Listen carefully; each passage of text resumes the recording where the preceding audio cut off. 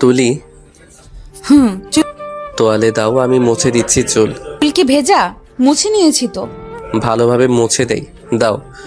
তুলি তোয়ালে নেয়, চুল মুছে দেয়া শেষ করে মুঠো করে ঘাট থেকে সব চুল সরিয়ে সামনে নেয় ইশতিয়াক।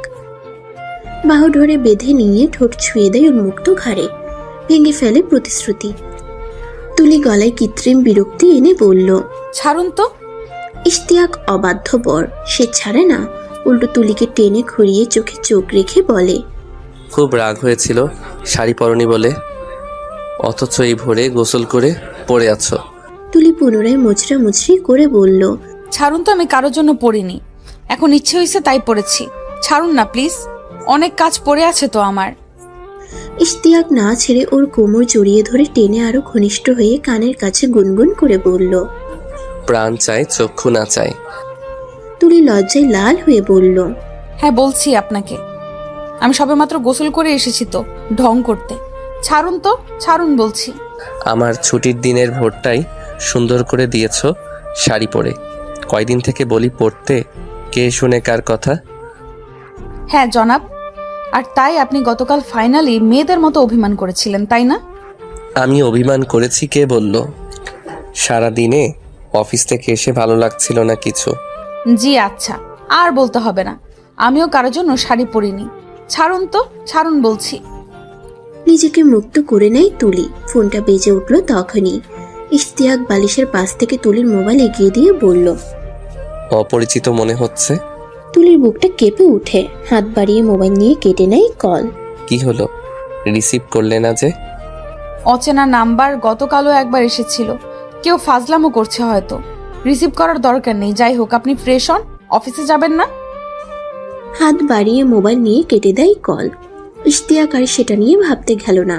সে রসিকতা করে কৃত্রিম হতাশা দেখিয়ে দীর্ঘশ্বাস ছেড়ে বলল, ম্যাডাম আমাকে তাড়ানোর জন্য এতটাই পাগল হইছে যে আজ শুক্রবার সেটাই ভুলে বসে আছে।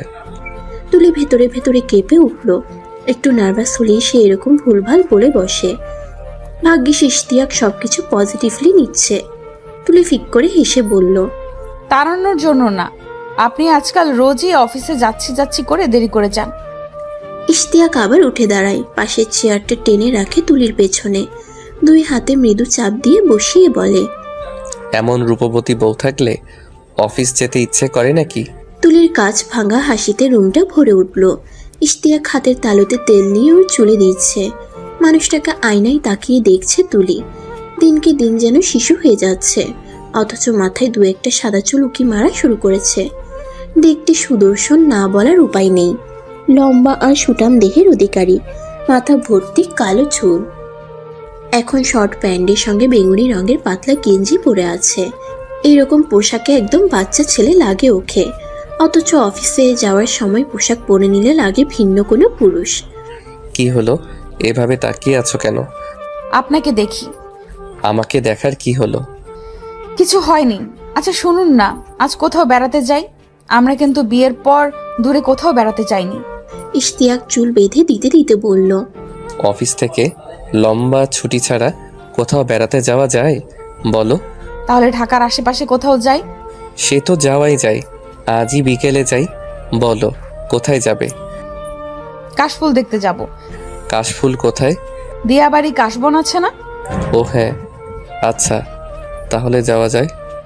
জুম্মার নামাজ পড়ে এলো ইশতিয়াক, টুপি মাথা থেকে রেখে বলল, ক্ষুধা লাগছে, আসো খাই। তুলি ভ্রু কুচকে তাকিয়ে আছে। ইশতিয়াকের চেহারা দেখিয়ে বোঝা যাচ্ছে কথাটা ডাবল মিনিং করে বলেছে সে। বিছানায় শুয়ে মোবাইল টিপছিল তুলি। মোবাইল রেখে উঠে গেল ইশতিয়াকের কাছে। পরনে পাঞ্জাবি আর কোচা কোচা দাড়িতে মানুষটাকে দেখতে ভীষণ মায়াবী লাগে। আনমনে তুলি নিজের দু হাত বাড়িয়ে ওর গাল ধরল। কি হলো? তুলি খানিক লজ্জা পেয়ে ওর বুকে মুখ লুকোয়। ইশতিয়াক ওর মাথায় হাত রেখে বলল, চলো খেয়ে নেই, কাশবনে যাবে বলেছিলে তো। হ্যাঁ চলুন। টেবিলে ধোয়া ওঠা গরম ভাত, কই মাছ ভুনা, লাল শাক আর ডাল এনে রেখেছে তুলি। ঘুম থেকে উঠে তাকে শাড়ি পরতে দেখে এমনিতেই ইশতিয়াকের মেজাজ ফুরফুরে হয়ে আছে। এখন খাবার টেবিলে গিয়ে তার মন ভালো হওয়ার উপলক্ষ যেন আরেকটা বেড়ে গেল। আজ দিনটা এত সুন্দর কেন? আজ কি বারবার মন ভালো হওয়ার ঘটনা ঘটবে?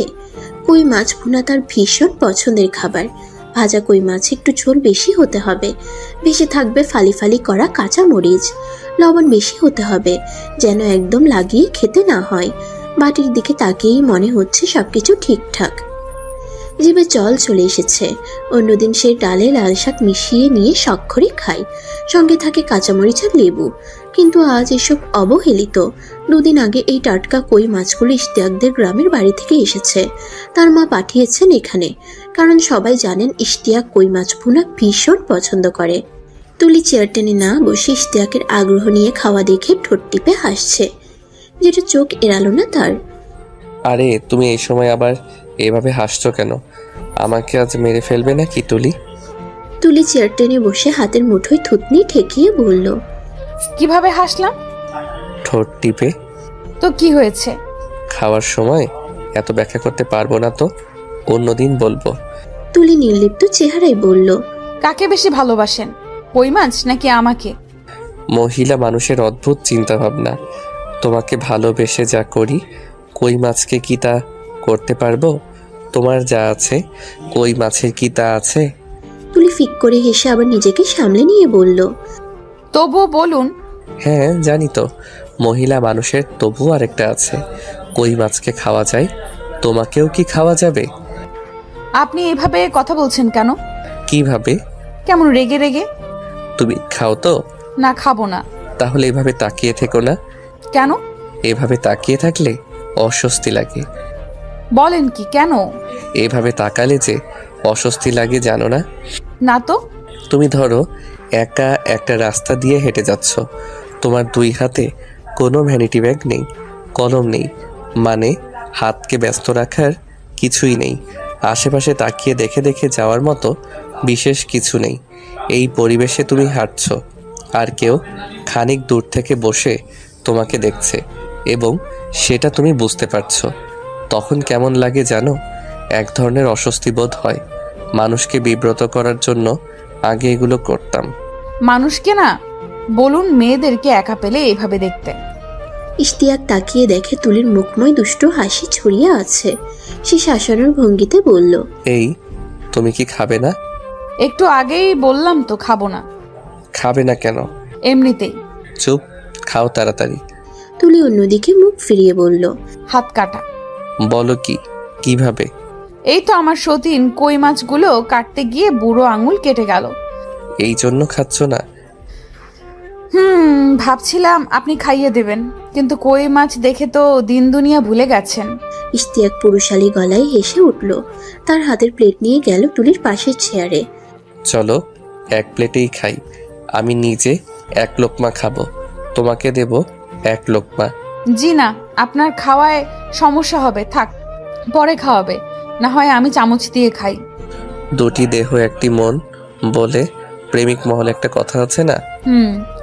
আমাদের দুটি মুখ একটি পেট। তুলির কাঁচ ভাঙা হাসিতে পুরো ঘর ভরে উঠল। ইশতিয়াক এক লোকমা ভাত বাড়িয়ে দিল ওর দিকে। তুলি ইচ্ছা করে ভাত মুখে নিয়ে দাঁত দিয়ে মৃদু চাপ দিয়ে ওর আঙ্গুল ছাড়লো। আশ্চর্য, তুমি ভাতের সঙ্গে আমার আঙ্গুল খাবে নাকি? কেন, কি হয়েছে? কামড় দিচ্ছিলে যে। কামড় দেবো কেন আপনাকে? আমি বাচ্চা নাকি? ইশতিয়াক নিজে এক লোকমা খেয়ে ওর দিকে আবার বাড়িয়ে দেয়। তুলি এবার আরেকটু তীব্র করলো দাঁতের চাপ। আজ ফুটে উফ করে ছাড়িয়ে নেয় ইশতিয়াক। আবার? কি? আমি মুখে ভাত দিয়ে যখন বের করে আনতে যাই, তখনই তুমি একটু চাপ দিয়ে দিয়ে আঙুল আনতে দিচ্ছ। আরে না, আমার মুখ ছোট আর আপনার হাত হাতারির মতো মোটা। হাতির হাত থাকে, আজাইরা কথা না বলে চুপচাপ খাও তো। পানি দেন। তোমার কাছেই তো, নিজে খাও। না, আপনি যখন কষ্ট করে খাওয়াচ্ছেন, আপনি পানিও খাওয়ান। ইশতিয়াক টেবিলে প্লেট রেখে পানি ঢেলে নিজ হাতে ওকে খাওয়াচ্ছে। তখনই তুলি বিষম খেয়ে ওর পুরো পাঞ্জাবিতে পানি ফেলে ভিজিয়ে দিল। ইশতিয়াক গ্লাস রেখে ভ্রুকুচকে তাকিয়ে থেকে বলল, ইচ্ছা করে এমন করলে কেন? কি ইচ্ছে করে করলাম? তোমার মোটেও কাশি আসেনি, অথচ ইচ্ছা করে পাঞ্জাবি ভিজিয়ে দিয়েছ। অযথা অপবাদ দেবেন না তো, আমি ইচ্ছে করে এমন করিনি। হইছে, তাড়াতাড়ি খাও, পাঞ্জাবি চেঞ্জ করতে হবে আমার। খাওয়া দাওয়ার পর তুলি টেবিল পরিষ্কার করে এসে দেখে ইশতিয়াক পাঞ্জাবি চেঞ্জ করে নিয়েছে। এখন আয়নার সামনে দাঁড়িয়ে চুল ঠিক করছে। তুলি পেছন থেকে জড়িয়ে ধরে ওর পিঠে গাল চেপে ধরে বলল। সরি। ইশতিয়াক আয়নার দিকে তাকিয়েই বলল, কেন? আমি ইচ্ছে করে ভিজিয়ে দিয়েছি। আয়না থেকে ঘুরে তুলির মুখোমুখি হয়ে বলল। এমন করলে কেন? তুলি ফিক করে এসে বলল, আপনার বাড়ির সবাই আমাকে বুঝিয়েছেন আপনি নাকি খুব বদমেজাজি, হুটহাট প্রচন্ড রেগে যান, তাই আমি যেন একটু বুঝে শুনে মানিয়ে চলি। কিন্তু এতদিন থেকে রাগের কিছুই দেখছি না, তাই আজ হুট করে রাগানোর দুষ্টুমি মাথায় চাপলো, অথচ রাগের নিয়ে একটুও ফেল হয়ে গেলাম। ও তাহলে এই ঘটনা। ঠিক আছে, রেডি হয়ে যাও, বের হই। দুজন 3:30টার দিকে বের হয়ে পড়ে। রিক্সা নিয়ে ছুটে চলে যায় ইট কংক্রিটের কর্মব্যস্ত শহরের পেছনে ফেলে। রাস্তায় প্রচুর ধুলোবালির কারণে বিরক্ত হয়ে ওঠে দুজনেই, কিন্তু সকল ক্লান্তি বিরক্তি কেটে যেতে সময় লাগলো না। তারা ক্রমশই এক টুকরো সবুজের জগতে ঢুকে পড়ছে। উপরে শুভ্র নীল আকাশ আর সবুজের প্রান্তরে হারিয়ে যাবার হাতছানি।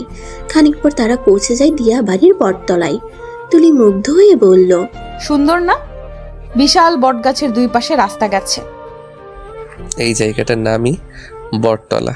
এখানে অনেক নাটকের শুটিং হয়। ভাগ্য ভালো থাকলে তোমার তাহসান বাবুকেও পেয়ে যেতে পারো। হ্যাঁ, একদিন বলেছিলাম, সেটা মনে রাখছেন? আর একটু সামনে গিয়ে দেখা গেল মরা নদী। এটি তুরাগ নদীরই একটি শাখা। ইশতিয়াক আঙ্গুল দিয়ে দেখালো। এই যে নদীর দুই পার সংযোগ করছে সেতু, এটা উপরে উঠলে আঁকাবাঁকা নদীর নজর কাড়া সৌন্দর্য উপভোগ করা যাবে। আমি অনেক আগে এসেছিলাম কয়েকবার। সেখান থেকে দেখা যায় পরিত্যক্ত নৌকা, জাল ফেলে মাছ ধরছে জেলেরা। চলো যাই। রোদ যাক, পড়ে গেলে ভালো লাগবে। রিক্সা বিদায় করে তারা চলে এলো লেকের পাড়ে। লেকের বাঁধানো পার, উদাস হয়ে বসে থাকা ছাড়াও পা চালিত নৌকা নিয়ে ঘুরছে মানুষ। নদীর পার ঘেঁষে ছোট ছোট দোকান। একটাই বসে চা দিতে বলে হাত মুখ ধুয়ে নিল তারা। চা এনে দিল ছোট্ট একটা ছেলে। তুলি চায়ের কাপে চুমুক দিয়ে নদীতে বোট দেখে ফিসফিস করে বলল, চড়বো আপনার সঙ্গে। ইশতিয়াক মুচকি হেসে কানের কাছে ঠোঁট নিয়ে ফিসফিস করে বলল, আমি থাকতে নৌকা চড়বে কেন? তুলি দাঁত কটমট করে তাকিয়ে উড়ুতে খুশি মারল একটা। ইশতিয়াক ছোট্ট ছেলেটিকে ডেকে জিজ্ঞেস করলো, বোট ভাড়া কত? ঘন্টায় 200 টাকা। বেশি দূরে যাইয়েন না, আর এইখানে আবার বোট ভিড়াতে আইসান। আচ্ছা ঠিক আছে। দুজন চা খেয়ে দোকানে কথা বলে বোটের দিকে গেল। পা দিয়ে কিভাবে প্যাডেল নিয়ে চালাতে হবে দেখিয়ে দিল ছেলেটি। দুজন বোটে উঠে চড়তে গিয়ে মনে হলো হাঁসের পিঠে বসে আছে তারা। বোট দেখতেও অবিকল হাঁসের মতো। টলটলে স্বচ্ছ পানি, উপরে নীল আকাশ, নদীর পাড়ে চা ফুচকার দোকান। তুলির ডাক শুনে আকাশের দিকে তাকিয়ে বলল, ওয়াও, বিমান এত কাছ দিয়ে যাচ্ছে যে! হ্যাঁ, এখানে এলে এই দৃশ্য দেখা যায় প্রায়। কিন্তু সমস্যা হলো আমি তো বোট চালাতে পারছি না ভালোভাবে। বিমান তো আমাদের উদ্ধার করবে বলে মনে হয় না। তুলি চেহারা বিকৃত করে বলল, তাহলে মাঝখানে এলো কিভাবে নৌকা? প্রথম ধাক্কা আর বাতাসে এসেছে, এখন ঢেউয়ের সঙ্গে এদিক ওদিক যাচ্ছে। তুলির ফোনটা বেজে উঠল। তাকিয়ে দেখে সেই নাম্বার। কেটে দিল পলকে। কি হলো, রিসিভ করলে না যে? অপরিচিত নাম্বার। তুলির ভেতরে ভেতরে বোকামির জন্য নিজের উপরেই প্রচন্ড রাগ হচ্ছে। তুলি নিজের উপর ভীষণ বিরক্ত হলো। সে এই নাম্বার এতক্ষণ থেকে ব্লক মারছে না কেন? ফোন সাইলেন্ট করে নাম্বারটি ব্লক দিতে আর দেরি করলো না তুলি। ইশতিয়াক এক আনাড়ি মাঝি, প্যাডেল দিয়ে ভুলভাল ঘোরাচ্ছে। বোট অন্যবারে এসে ঘাসের ঝোপঝাড়ের উপর আটকে গেছে। তুলি ওর অবস্থা দেখে খিলখিল করে হাসছে। এত হাসাহাসির কি আছে, আমরা এই পার দিয়ে উঠে যেতে পারি। কিন্তু ছেলেটি তো বলে দিয়েছে তাদের ঘাটে বোট দিয়ে যেতে। এক কাজ করি, আমি প্যাডেল দেই, আপনি ঘাস ধরে টানেন। পারবে? দেখি চেষ্টা করে। তুলি বসলো প্যাডেল দিতে। ইশতিয়াক এক হাতে বোট ধরে আরেক হাতে ঘাস টানছে, কিন্তু কাজ হচ্ছে না। এবার সে উঠে ভালোভাবে বসে ঘাসে বসে জোরসে টেনে ধরল। খানিক পরই ঘটল বিপত্তি। ঘাস ছিঁড়ে গিয়ে সে টাল সামলাতে না পেরে বাজে ভাবে পড়ে গেল নদীতে। বোটও একটুর জন্য উল্টে যাচ্ছিল। তুলি হায় আল্লাহ বলে কোনোভাবে বোট শক্ত করে আঁকড়ে ধরে বেঁচে গেল। ইশতিয়াক পানিতে পড়েই সঙ্গে সঙ্গে তার মোবাইল মানিব্যাগ পকেট থেকে বের করে হাত উঁচিয়ে ধরল। তুলি তাড়াতাড়ি নাও, দেখো মোবাইল ঠিক আছে কিনা। তুলি মোবাইল হাতে নিতে নিতে বলল, আপনি উঠুন বোটে। পাগল নাকি? বোটে ভর দিয়ে উঠতে গেলে উল্টে যাবে। এই নাও, জুতা রাখো। ভাগ্য ভালো কেটস পরিনি। তাহলে কি করবে এখন? আমরা এদিকে উঠে যাই, ওদের বললে নিজেরা নেবে এসে।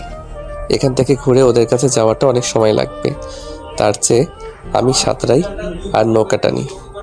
কিন্তু এইভাবে তো আপনার অনেক কষ্ট হয়ে যাবে। সমস্যা নেই, আসো। ইশতিয়াক এক হাত দিয়ে নৌকা ধরে আছে, আরেক হাতে টানছে। খানিক পর পর জিরান নিচ্ছে। মাঝামাঝি গিয়ে আর পারল না সে, হাঁপিয়ে গেছে ভীষণ। তুলি, তুমি দেখো আস্তে আস্তে প্যাডেল দিতে পারো কিনা। আমি পেছন থেকে ঠেলে ঠুলে বোট সোজা রাখবো। আচ্ছা, পারবো। কথাটি বলে তুলি ভ্যানিটি ব্যাগে মোবাইল মানিব্যাগ ঢুকিয়ে গলায় ঝুলিয়ে নেয়। আসনে বসে আস্তে আস্তে প্যাডেল দিতে শুরু করে। যাচ্ছে তো, আপনি ঠিক আছেন? হ্যাঁ, তবে আমিও পা দিয়ে সাঁতার কেটে বোট সোজা রাখছি। শুধু পা দিয়ে সাঁতার কাটা যায় বুঝি? হ্যাঁ, মানুষ পা দিয়ে সাঁতার কাটতে পারে, কিন্তু এভাবে সামনে এগুলেও মাথা ডুবে যায়। তাহলে আপনি ভেসে আছেন কিভাবে? বোটে ধরে আছি। আর এত কথা বলো কেন? আমার কথা বললে মুখে পানি ঢুকে যায়। প্যাডেল বন্ধ করে তুলি কাঁচ ভাঙা হাসিতে ফেটে পড়ে। ইশতিয়াক হাঁপাতে হাঁপাতে বলল, হাসছো কেন? তুমি মজা পাচ্ছ নাকি? হ্যাঁ। হ্যাঁ মানে? আজাইরা কথা না বলে প্যাডেল দাও। তুলি প্যাডেল বন্ধ করে বলল, দেব না, দিলে তো তাড়াতাড়ি চলে যাব। আমি কিন্তু বোট ডুবিয়ে দেব তুলি। এটা ভাড়া বোট। তুমি তো ভাড়া নাও, টান দিয়ে ফেলে দেব। তুলি ওর কথায় মনোযোগ না দিয়ে সেলফি তুলতে শুরু করে। ক্যামেরা এদিক ওদিক করে ঠিক করে ইশতিয়াককে ধরিয়ে তোলার জন্য। তুলি, ভালো হচ্ছে না কিন্তু। আরে স্মৃতি হিসেবে থাকবে তো। ইশতিয়াক বোট থেকে হাত ছেড়ে ডুব দিয়ে অনেকটা দূরে গিয়ে ভেসে উঠে বলল, আমি সাঁতার কেটে চলে যাচ্ছি, তুমি একে একে আসো এবার। তুলি আতকে উঠে মোবাইল ভ্যানিটি ব্যাগে রেখে হাঁক ছাড়ে। কিন্তু আমাকে নিয়ে যান মাঝি। তোমার চেহারায় এখনো দুষ্টামির হাসি। কান ধরে বলো, তাহলে নেব এসে। শুনুন, এই পৃথিবীতে শুধু আপনার আমার না, আশেপাশে অনেক লোক আছে। নদীর পাড় থেকে স্টল থেকে তাকাচ্ছে। লোক সম্মুখে আপনার বউ কান ধরবে বলুন? ইশতিয়াক কথাগুলো শুনে হেসে ফেলায় পানি মুখে গিয়ে ভীষণ খেলো। তারপর পুনরায় বলল, কিন্তু তুমি এখনো দুষ্টামির ধান্দায় আছো। কাতর হয়ে বলো, তবেই নেব। আপনি কি পাথর? কাতর হয়ে বলতে হবে কেন? আপনারই তো বউ। হাসির কথা বলবে না তো তুলি। হাসলে পানি মুখে চলে যায়। কথাটি শুনে তুলি মুখে হাত দিয়ে হাসতে হাসতে বারংবার নুয়ে পড়ছে। ততক্ষণে ইশতিয়াক ডুব দিয়ে বোটের কাছে চলে এলো। এত না হেসে প্যাডেল দাও। মাঝি আসছেন? আমি মাঝি হলাম কবে থেকে? আপনি আমার মাঝি। হ্যাঁ, আমি তোমার নদীর ব্যক্তিগত মাঝি। তুলি চোখ পাকিয়ে তাকিয়ে বলল, আমার নদী মানে? তুমি প্যাডেল দেবে? ওই দেখা যায় বক, আমি পেডেল দেই, আপনি বকের কাছে নিয়ে যান। তুলি, আশপাশে মানুষ তাকাচ্ছে, প্লিজ তাড়াতাড়ি যাও, আমারও হাত ব্যথা এসে গেছে। জি আচ্ছা জনাব, যাচ্ছি। তুলি প্যাডেল দিতে শুরু করে। প্যাডেলের তীব্র শব্দ সে হাত ছেড়ে বলল, মাঝি, আপনি আমার পেছনে, তাই ভালো লাগছে না। দেখা গেলে ভালো লাগতো। ঢং করো না তো তুলি, তাড়াতাড়ি পারে যাও। ভেজা কাপড় নিয়ে তো আর কাশফুল দেখা যাবে না। মন খারাপ হচ্ছে, চিন্তা করতে হবে না, আগে পারে যাই। দুজন খানিক পর চলে এলো কিনারায়। উৎসুক জনতার ভিড় হবার আগেই ইশতিয়াক দোকানে বোর্ড বুঝিয়ে দিয়ে তুলিকে নিয়ে সেখান থেকে কেটে পড়ল। কি করবেন এখন? ভেজা কাপড়ে আর না হেঁটে বাসায় চলে যাই। ইশতিয়াক পিছু ফিরে ওর দিকে তাকিয়ে বলল, ভিজেই তো গেছি, এভাবে বাসায়ও ফিরতে হবে, সুতরাং ঘোরাঘুরি করেই যাই। লোকে দেখে কি বলবে? আরে মানুষ তো বুঝবেই পড়ে গিয়েছিলাম, এগুলো ব্যাপার না। তাছাড়া গ্রামে কত বছর আগে সাঁতার কেটেছিলাম, আজ পড়ে যাওয়ায় সাঁতরানো হলো। তুলি হেসে বলল, আহা মন বুঝ। ইশতিয়াক ভেজা হাতে ওর গাল টিপে ধরে বলল, তাছাড়া আমার বউটা যদি বরের বিপর্যস্ত অবস্থা দেখে মজা পায়, তাহলে মাঝে মধ্যে এমন অনাকাঙ্ক্ষিত কাণ্ড হলে মন্দ কি? তুলি আর কিছু বলল না। ইশতিয়াকের এক হাত বাহু ডোরে বেঁধে গাল চেপে ধরে হাঁটতে লাগলো। ইশতিয়াক খানিক পর বলল, আমার পাঞ্জাবি ভেজা, তুমি ভিজে যাবে তো? ভিজে যাক। হ্যাঁ, তাও ঠিক, বরকে ধরেই তো ভিজবে, আমার জলেই ভিজবে তুমি। আপনি এমন ডাবল মিনিং শিখছেন কোত্থেকে? বদ আছেন অনেক। আমি আগে তো এত কিছু জানতাম না, তোমার সঙ্গ পেয়ে বধ হয়ে গেছি। আমি এরকম পচা কথা কখনো বলি না। সামনে তাকিয়ে মুগ্ধতায় দুজনের আলাপচারিতা কমে এলো। হেঁটে হেঁটে কাশফুলের মাঝামাঝি রাস্তায় চলে এসেছে তারা। দুই পাশে সারি সারি কাশফুলের গাছগুলো বাতাসে মৃদু কাঁপছে। তুলি গুনগুন করলো রবীন্দ্রনাথের কবিতার দুটো লাইন। চিকচিক করে বালি, কোথাও নেই কাদা, একধারে কাশবন ফুলে ফুলে সাদা। ইশতিয়াক আকাশের দিকে তাকায়। সাদা সাদা নরম মেঘের ফাঁক গলে কাশবনে ঝরে পড়ছে রোদ। নিচে যত দূরে চোখ যায় দৃষ্টি জুড়ে শুধু কাশফুল আর কাশফুল। বিস্তীর্ণ এলাকা যেন শুভ্রতার চাদরে মোড়া এক অপরূপ সৌন্দর্যের রাজ্য। কেমন লাগছে তুলি?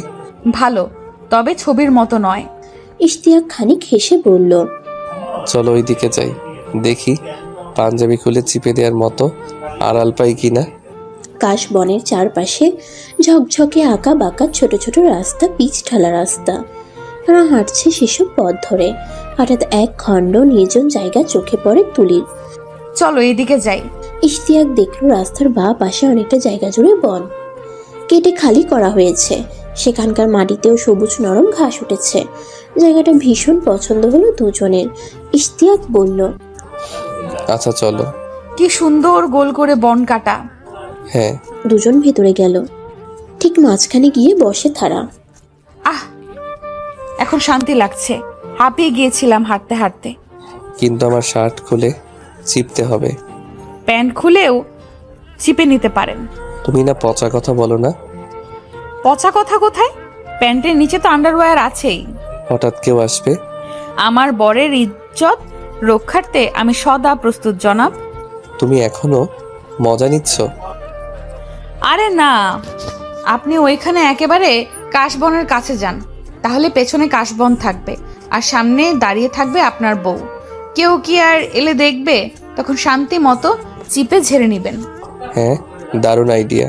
ইশতিয়াক আর তুলি একেবারে গোল জায়গার মাঝখানে থেকে বনের কাছে গেল। তুলি সামনে দাঁড়ায়। ইশতিয়াক পাঞ্জাবি খুলতেই তুলি বলল, আপনি আমার কাছে দেন, আমি চিপে দিচ্ছি। আর আপনি প্যান্ট খুলুন। ধ্যাত, প্যান্ট খুলুন। এত বাজেভাবে বলছো কেন? তুলি ফিক করে হেসে পাঞ্জাবি হাতে নিয়ে চিপে ছাড়ছে। আপনিও খুলে ছেড়ে নিন। তা তো করবই, কিন্তু এত তাড়াতাড়ি শুকাইবে না। না শুকাইলো, কিন্তু পানি না থাকলে গায়ে লেপটে থাকবে না, অস্বস্তি হবে না আপনার। তাছাড়া দূর থেকে কেউ দেখে বুঝবেও না। তা ঠিক। ইশতিয়াক প্যান্ট চিপে ছেড়ে নিয়ে বলল, শেষ আমার।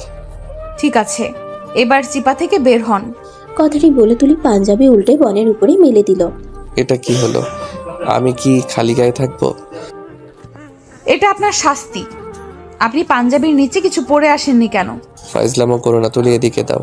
আরে না, পাঞ্জাবি শুকিয়ে গেলে আপনার প্যান্ট ভেজা থাকলেও ক্ষতি নেই, কারণ প্রায় হাঁটু পর্যন্ত পাঞ্জাবি ঢেকে রাখে। তাই বলে খালি গায়ে থাকবো? ঘাসে শুয়ে থাকবে, কেউ আসবে না। আচ্ছা ঠিক আছে। ইশতিয়াক ঘন ঘাস থেকে বসে গেল। তুলি গিয়ে বসলো ওর বুকে পিঠ ঠেকিয়ে। ইশতিয়াক ওকে দুই হাতে বেঁধে কাঁধে থুতনি রাখে। তুলি দুষ্টামি না করে গা ছেড়ে দিয়ে ঠেলে ওকে শুইয়ে দেয় সবুজ কোমল ঘাসে। কাশফুলের গাছগুলো যেন তাদেরকে জনমানব থেকে বিচ্ছিন্ন করে রেখেছে। তুলি পাশে শুয়ে ইশতিয়াকের বুকে হাত রাখে। ফর্সা চ্যাপ্টা বুক, কোমল কিছু কালো লোম। তুলি ওর কানের কাছে মুখ নিয়ে ফিসফিস করে বলল, জানেন, আমার সবচেয়ে ভালো লাগে আপনার বুক। তাই নাকি? ইশতিয়াক মুচকি এসে বলল, জায়গাটা কেমন নীরব, মনে হচ্ছে আমরা স্বামী স্ত্রী না, প্রেমিক প্রেমিকার লোকালয় থেকে পালিয়ে এসেছি চুটিয়ে প্রেম করার জন্য। তুলি ঠোঁট টিপে হাসে। ইশতিয়াক মুগ্ধ হয়ে তাকিয়ে ঠোঁট চেপে ধরে ওর গালে। তুলি নিজেকে মুক্ত করে এক পা ওর উপরে তুলে আরেক হাত দিয়ে ওকে ধরে গলায় মুখ লুকিয়ে গরম শ্বাস প্রশ্বাস ছেড়ে বলল, আমি আপনার মতো বিয়ে করব না, কখনো ভাবিনি। ঠিক, কিন্তু কখনো ভাবতে পারিনি বিয়ের পর জীবনটা এত সুন্দর উপভোগ্য হতে পারে। মন জুড়ে এত প্রশান্তি আমি কখনো পাইনি। ইশতিয়াক ওর কথা খেয়াল করছে না। বন থেকে কোনো কিছু শব্দ তার কানে ভেসে আসছে। সে তুলিকে ছাড়িয়ে তাকাতেই শব্দ থেমে গেল। কোথাও যেন কিছু নেই। ভুল শুনেছে নাকি সে? তুলি এবার ওর বুকে মাথা রেখে চোখ বুজে নেয়। খানিক পর ইশতিয়াক দেখে একটা বাইক বনের চারপাশের রাস্তা দিয়ে ঘুরছে। একজন বাইকের পেছনে বসা, কিন্তু কেউই এদিকে তাকাচ্ছে না। তবুও ইশতিয়াকের কাছে কোনো একটা সমস্যা আছে বলে মনে হচ্ছে। সে তুলির মাথায় হাত বুলিয়ে দিতে দিতে চোখ কান সজাগ রাখছে। আরও খানিক সময় যেতেই দেখে একটা গাড়ি বনের চারপাশ দিয়ে ঘুরে চলে গেল। চারিদিকে আবার পিন পতন নীরবতা। তুলি চুপচাপ শুয়ে আছে বুকে। আবার পেছনের বনে পায়ের শব্দ। ইশতিয়াক আবার তাকিয়ে কিছুই দেখতে পায় না। সন্দেহ আরো তীব্র হয়। সে এখন নিশ্চিত কিছু একটা ঘটতে চলেছে। তুলি, এখান থেকে যাই, চলো। না, আমি ঘুমাবো। আপনি পারলে উপর হন। উপর হব কেন? তুলি মাথা তুলে বলল। কান আগান। কেন? কামড় দেব না, আগান। ইশতিয়াক মাথা তুলে কান এগিয়ে দিল। আপনার পিঠও আমার প্রিয়। পিঠে গাল চেপে ধরতে ভালো লাগে, শুয়ে থাকতে ভালো লাগে। ইশতিয়াক মাথা তুলে এদিক ওদিক তাকিয়ে বলল। জায়গাটা ভালো না মনে হচ্ছে তুলি। অবাক হয়ে তাকিয়ে বলল। বাবা, ভূত পেতনি আছে না এখানে? আরে তা না, এখানে এভাবে বন কেটে রেখেছে কে? এটা কোনো ফাঁদ হতে পারে। বলছে আপনাকে। এই জন্য ওই গোয়েন্দা আর থ্রিলার বই এইসব না পড়াই ভালো। প্রেমের বই পড়লে এত সুন্দর জায়গায় এসব ভাবতেন না। ইশতিয়াক মুচকি হেসে এক হাত তুলির পিঠে রেখে কপালে চুমু খেল। আবার বনের দিকে পায়ের শব্দ। তুলিও এবার তাকালো, কিছুই নেই। ইশতিয়াক আর দেরি না করে বলল। উঠে পড়ো, এখান থেকে বের হব। তুলি ভয়ে ঢোক গিলে বলল। ভূত আছে নাকি? ইশতিয়াক হেসে বলল। তোমারও উচিত হরর মুভি আর বই না পড়া। ভূত ছাড়া আর কিছুই ভাবছো না। কথা বলতে বলতে তারা এখান থেকে বের হয়ে এলো। চলো নদীর পাড়ের দোকানের দিকে যাই। তুলি ওর হাত ধরে সম্মতি জানায়। দুজন পাকা রাস্তা ধরে হাঁটছে। তখনই একটা বাইক এসে সামনে দাঁড়ায়। এই দাঁড়ান দাঁড়ান এখানে। পুলিশ দেখে তুলি আর ইশতিয়াক মুখ চাওয়াচাওয়ি করছে। কিছুই বুঝতে পারছে না তারা। ইশতিয়াক এগিয়ে গেল বাইকের কাছে। আমাদের ডাকছেন স্যার? হ্যাঁ, আপনাদের ডাকলাম। এখানে কি, বাড়ি কোথায়? এখানে কি মানে? এখানে বেড়াতে এসেছি। বাসা? ইশতিয়াক বাসার ঠিকানা বলার পর পুলিশ পুনরায় বলল। আপনাদের সম্পর্কে কি হন? স্বামী স্ত্রী। এই উত্তর শুনে পুলিশ যেন আশাহত হলো। তবুও হাল না ছেড়ে বলল। স্বামী স্ত্রী বললেই তো হবে না। এই গাছের নিচে চলুন, ছায়া আছে। ওই যে ম্যাডাম, আপনিও চলুন। এত দূর হেঁটে যেতে হবে দেখেই তুলির বিরক্তি এসে গেল। ইশতিয়াক কোমরে 2 হাত রেখে এক দোলা থুতু ফেলে বলল। বুঝলাম না স্যার, এই রোদের মাঝে গাছের নিচে যেতে হবে কেন? হয়রানি করার কারণ কি বলুন? আরে মিয়া, হয়রানি মানে? আপনারা ঝোপঝাড়ে শুয়ে থাকবেন, পুলিশ খোঁজ খবর নেবে না। আগে গাছের নিচে চলুন, সেখানে গিয়ে আলাপ হবে। এখানে মাঝ রাস্তায় কি? দুজন বিরক্তি নিয়ে বাইকের পিছু পিছু গেল। রোদে পিচ ঢালা রাস্তা ধরে হেঁটে একটি গাছের ছায়ায় এসে দাঁড়িয়েছে তারা। সেই গাছ থেকে একটি ছেলে নেমে এলো। আরেকজন দূরে হাঁটাহাঁটি করছে। পুলিশ এবার বাইক থামিয়ে বলল। আপনারা কি হন? স্বামী স্ত্রী। প্রমাণ কি? ইশতিয়াক আর মেজাজ ধরে রাখতে পারল না। ধরুন, আমরা স্বামী স্ত্রী না, আমরা প্রেমিক প্রেমিকা। এখন সমস্যা কি হয়েছে? এই দেশে কি প্রেমিক প্রেমিকা কোথাও বেড়াতে যেতে পারবে না? বেড়াতে যেতে পারবে, তাই বলে ঝোপঝাড়ে কি? প্রেমিক প্রেমিকা হলে ঝোপঝাড়ে যেতেই পারে, পাবলিক প্লেসে কি চুমাচুমি করবে? এসব জায়গায় অর্থনৈতিক কাজ হয়। আপনার কাছে আমরা দুজনের কেউ অভিযোগ করেছি, এখানে জোরাজুরির কিছুই হয়নি। এত কথা নেই। আপনারা বিবাহিত হলে কাগজ দেখান, পরকীয়াও করতে পারেন।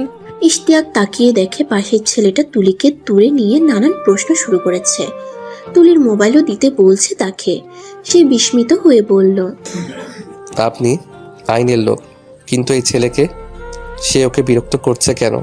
মোবাইল চাচ্ছে কেন? পুলিশ বাইকে ভালোভাবে হেলান দিয়ে বসে বলল। সমস্যা নেই, ও আমাদের লোক। আপনি কাগজপত্র দেখান। মানুষ কি কাগজপত্র সাথে নিয়ে ঘুরে? সবচেয়ে বড় কথা, আমরা স্বামী স্ত্রী না হলেই বা সমস্যা কি? দুটা ছেলে মেয়ে কি বেড়াতে আসতে পারে না? বুঝেছি, আপনারা বিবাহিত না, প্রেমিক প্রেমিকা মনে হচ্ছে। ইশতিয়াক রেগে গিয়ে বলল, হ্যাঁ, প্রেমিক প্রেমিকা, তাতে হয়েছেটা কি? প্রেমিক প্রেমিকা হলে এখানে যে এসেছেন দুজনের পরিবার কি জানে? দূরে সেই তৃতীয় ব্যক্তিও তাদের কাছে এলো। ইশতিয়াক আঙ্গুল দিয়ে কপালের ঘাম মুছে বলল, প্রেমিক প্রেমিকা কি মা বাবাকে জানিয়ে সব জায়গায় যায়? পুলিশ এবার যেন দুর্বলতা খুঁজে পেল। মুচকি হেসে বলল, আমরা সেক্ষেত্রে দুজনের পরিবারের কাছে কল দিয়ে জানাই, নাম্বার দিন অভিভাবকের। আপনি এটা কেন করবেন? একটা পরিবারের কাছে পুলিশ কল দিলে তো এমনিতেই ওরা বাজে কিছু ভেবে ভয় পাবে। সাধারণ বিষয় আপনি বড় করবেন কেন? সাধারণ কিভাবে? আপনি মা বাবাকে না জানিয়ে ঝোপঝাড়ে যাবেন, এটা কি অন্যায় নয়? আমরা কি বাচ্চা ছেলে মেয়ে? সব কিছু মা বাবাকে জানিয়ে আমাদের করতে হবে কেন? তাছাড়া মা বাবা কি লুকিয়ে? বাচ্চারাও তো অনেক কিছুই তো করে। খেলায় যায়, ঠান্ডায় আইসক্রিম খায়, অনেকে সিগারেট খায়, স্কুল পালায়। অন্যায় হলেও এসবের সঙ্গে পুলিশের সম্পর্ক কি? তৃতীয় লোকটা এবার ইশতিয়াকের হাত ধরে দূরে টেনে নিয়ে বলল, আরে ভাই, আপনি বোকা নাকি? এসব ঝামেলায় যাচ্ছেন কেন? থানায় নিবে, পরিবারের মানুষ ডাকবে, এর চাইতে 10-12 হাজার টাকা দিয়ে কেটে পড়ুন। ইশতিয়াক মুচকি এসে বলল, জানতাম তোমাদের এসব ধান্দা। সে আবার পুলিশের কাছে এসে বলল, এই পোশাক পরে ব্ল্যাকমেলের কাজ করেন। যাই হোক, কোনো টাকা পয়সা পাবেন না। আপনি যা ইচ্ছা করেন, থানায় নিতে হলে নেন। আর গাছের উপর থেকে ভিডিও করিয়েছেন তো, পারলে সাংবাদিক ডাকেন, রিপোর্টার এনে চ্যানেলে লাইভ দেখান। আমার দরকার লোকজন জানানো। আর আমরা বিবাহিত কিনা তার কাগজ দেখাতে পারবো না। আমরা বিবাহিত না। এবার কি করবেন করুন। পুলিশ খানিকটা থমথমে খেয়ে গেল। তাকে রক্ষা করলো তুলির সঙ্গে কথা বলা ছেলেটি। ফিসফিস করে এসে কি যেন বলল। পুলিশের চেহারায় হাসির ঝলক। পুলিশ ছাড়াও অন্য দুই ছেলে ফিসফিস করে কথা বলতে শুরু করলো। ওরা কিছু একটা তুলির কাছে পেয়েছে। তিনজনকেই খুশি খুশি দেখা যাচ্ছে। ইশতিয়াকের কানেও এলো ওদের কিঞ্চিত কথাবার্তা। হলুদ গেঞ্জি পরা ছেলেটি যে তুলির সঙ্গে কথা বলেছে সে বলল, মেয়েটির সঙ্গে টাকাই নাই, ওকে ব্ল্যাকমেল করে তেমন লাভই হবে না। পরে তো পাবো। মেয়েটির ফোন থেকে সবকিছু আমাদের মোবাইলে নিয়ে রাখি। ওর জামাইকে দেখাই, তাকে ব্ল্যাকমেল করলে টাকা মিলবে। আরে না, তাতে জামাই বউয়ের মাঝে ঝামেলা হবে। আমরা টাকা পাবো কিভাবে? তাও ঠিক। আচ্ছা, বউকে আরো প্রেশার দিয়ে রাখি আর জামাইয়ের নাম্বার রাখি। তৃতীয় ব্যক্তি মাথা নেড়ে সম্মতি জানায়। ইশতিয়াক পুরোপুরি কোনো কিছু বুঝতে পারছে না। তুলির দিকে তাকায়। খুবই বিপর্যস্ত দেখাচ্ছে ওকে। হলুদ গেঞ্জি পরা ছেলেটি এগিয়ে এসে তাকে বলল, আপনার নাম্বারটা দিন, কিছু জরুরি কথা আছে, পরে যোগাযোগ করব। আপনার ভালোর জন্যই বলছি। ইশতিয়াক আমতা আমতা করে নাম্বার দিয়ে দিল। তুলির ভয়ে হাত পা কাঁপছে, বুক ধরফর করছে। এইসব কি হচ্ছে সে কিছুই বুঝতে পারছে না। ছেলেটি কে? তাকে একটা নাম্বার থেকে কদিন আগে কল দিয়ে ছলনাময়ী আমার জীবন নষ্ট করেছিস এমন অনেক এলোমেলো কথা বলে অভিযোগ করেছিল। এমনভাবে কথা বলেছে তুলি নিজেই ভয় পেয়ে যায়, যেন সব কিছুই সত্য বলছে। কেউ শুনলে ভাববে আসলেই সে ছেলেটির সঙ্গে এমন কিছু করেছে। আজ সকাল থেকে কল রিসিভ করেনি, নাম্বারও ব্লক দিয়েছে। যখন হলুদ গেঞ্জি পরা ছেলেটির হাতে মোবাইল দিয়েছিল ঠিক তখনই দেখে অন্য নাম্বার থেকে অনেকগুলো কল এসেছে।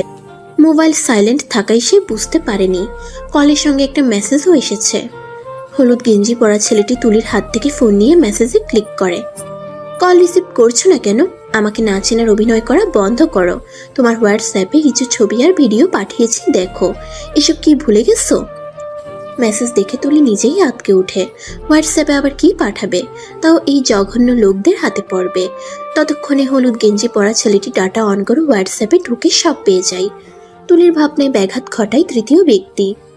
ম্যাডাম, কিছু টাকা পয়সা দিয়ে এখানেই মিটমাট করে দিন, আপনার হাজব্যান্ডকে কিছুই জানানো হবে না। ম্যাডাম, হলুদ গেঞ্জি পরা যে ছেলেটিকে দেখছেন সে কিন্তু খুবই খারাপ, আপনার হাজব্যান্ডকে সব বলে দিতে পারে। কিছু টাকা পয়সা দিয়ে মিটমাট করে নিন, ছবি আর ভিডিওগুলো এক্কেবারে ফকফকা। আপনার জামাই দেখলে যতই যা বলেন কাজ হবে না, সংসার কিন্তু এক্কেবারে শেষ। তুলি দুই হাতে মুখ ঢেকে নিজেকে সামলাচ্ছে। যা করার দ্রুত করতে হবে। এই ছবি আর ভিডিওগুলো ইশতিয়াকের কাছে কোনোভাবে যেতে দেওয়া যাবে না। তার সঙ্গে গভীর ষড়যন্ত্র চলছে। আর এরা টাকাও না পেলে ঝামেলা করবে। ইশতিয়াককে তো দেখাবেই, পারলে নেটে দিয়ে দুনিয়ার মানুষকে দেখিয়ে ছাড়বে। সে এখন কি করবে? টাকাই দেবে। আগে এখান থেকে ঝামেলা চুকিয়ে যাওয়া যাক, বাকি সব পরে ভেবে দেখবে। তুলি ইশতিয়ার দিক থেকে পাশ ফিরে লুকিয়ে ভ্যানিটি ব্যাগ থেকে সকল টাকা বের করে দিয়ে বলল, ভাই আমার সঙ্গে যা ছিল দিয়ে দিয়েছি, এখানে কত টাকা তাও জানি না, দয়া করে এবার যেতে দিন। ছেলেটি টাকায় মুঠো নিয়ে হলুদ গেঞ্জি পরা ছেলেকে ডেকে আড়ালে নিয়ে গেল। দুজন ফিসফিস করে কথা বলছে। পুলিশ বাইকে বসে সিগারেট টানছে। ইশতিয়াককে ডেকে কাছে নিয়ে বলল, আরে ভাই, এই ছেলেরা এখানকার লোকাল, আমাকে কল দিয়ে এখানে এনেছে। অর্থনৈতিক কাজ হচ্ছে বলে ওরা বোধহয় হয় ভিডিও টিডিও করেছে। তো করলে সমস্যা কি? আমরা তেমন কিছুই করিনি। সেটা ঠিক আছে, তবুও ওদেরকে খুশি করে দিয়ে চলে যান। বলবেন ছবি টবি ডিলিট করে দিতে। ইশতিয়াকের ইচ্ছা করছিল বলতে, ছবি টবি ডিলিট করাবেন আপনি, আর আমি অকারণে টাকা দেব কেন? কিন্তু সে আর ঝামেলা করতে চাইছে না। অনেক হয়েছে। তুলিরও বিপর্যস্ত চেহারা, ক্লান্ত লাগছে। এরা সহজে যেতে দেবে না। সে 500 টাকা বাড়িয়ে দিল পুলিশের দিকে। আরে ভাই, আমার কাছে না, ওদেরকেই দেন। তবে আরো 500 দেন। দাঁড়ান, আমি ডেকে আনছি। পুলিশ দুজনকে ডেকে এনে বলল, ভাই, তোমাদেরকে 1000 টাকা দিয়ে যাচ্ছেন, চা নাস্তা করে নিও। আর ভিডিও টিডিও করে থাকলে ডিলিট দিয়ে দিও, ঠিক আছে? দুজন সম্মতি জানায়। ইশতিয়াক পুলিশের নাটক সবই বুঝতে পারছে, তবুও টাকা বাড়িয়ে দিয়ে বিদায় নিয়ে তুলির দিকে গেল। ইশতিয়াক টাকা দিয়ে তুলির কাছে আসে। ওর মুখের দিকে ভালোভাবে তাকায়। কেমন বিপর্যস্ত চেহারা, হয়তো ভয় পেয়েছে ভীষণ। সে হাত পিঠের দিকে নিয়ে তুলিকে জড়িয়ে ধরে বলল, চলো যাই। খানিক হেঁটে ইশতিয়াক পুনরায় বলল, তোমাকে এরকম দেখাচ্ছে কেন? মন খারাপ? তুলি নিজেকে আর সামলাতে পারে না। ইশতিয়াকের বুকে মুখ লুকোয়। পুরো শরীর ফ্যাস ফ্যাস কান্নায় কেঁপে ওঠে। ইশতিয়াক বাঁ হাতে ওর থুতনি ধরে তুলে চোখের জল মুছে দিতে দিতে বলল, আরে কাঁদছো কেন বোকা? এরকম কত হয় মানুষের সঙ্গে। তাছাড়া আমরা বিবাহিত হয়েও ওইখানে কিছুই তো করিনি। তবুও পুলিশ বলেছে ভিডিও টিডিও করে থাকলে ডিলিট করে দিতে। কেঁদো না, চলো আস্তে আস্তে যাই। সামনে গিয়ে রিক্সা নিয়ে সোজা বাসায় চলে যাব। টিস্যু দিয়ে চোখ মুখ মুছে নাও। ইশতিয়াকের স্বাভাবিক আচরণ দেখে তুলি মনে মনে ভীষণ খুশি হয়। সব কিছুই পজিটিভলি নিচ্ছে মানুষটা। ভ্যানিটি ব্যাগ থেকে টিস্যু বের করে তুলি মুখ মুছে নেয়। এবার এক ফাঁকে ওই নাম্বারও ব্লক করে দিতে হবে। আগেরটা ব্লক করে দেওয়ার পরও আরেকটা দিয়ে কলার মেসেজ দিয়েছে। কয়টা সিম কে জানে? যখন তখন কল এলে তাদের মাঝে ভুল বোঝাবুঝি হতে পারে। আচ্ছা, ইশতিয়াককে কি ছবিগুলোর বিষয়ে বলবে? আগ বাড়িয়ে বলার পর যদি সন্দেহ করে? বিয়েটাও হয়েছে, বেশি দিন হয়নি, সবে মাত্র 1 মাস হলো। তবে চেনা জানা অনেক আগে থেকেই। তখন মুগ্ধা তাদের বাসায় ইশতিয়াক ভাড়াটিয়া হিসাবে উঠে। পড়ালেখা শেষ করে একটা প্রাইভেট কোম্পানিতে চাকরি করছিল। নিজের পরিবারের সঙ্গে তার সবসময় ঝামেলা লেগে থাকে। কারোর সঙ্গে বনিবনা হয় না, এখনো তেমন নেই। এটাই মূল সমস্যা কি না?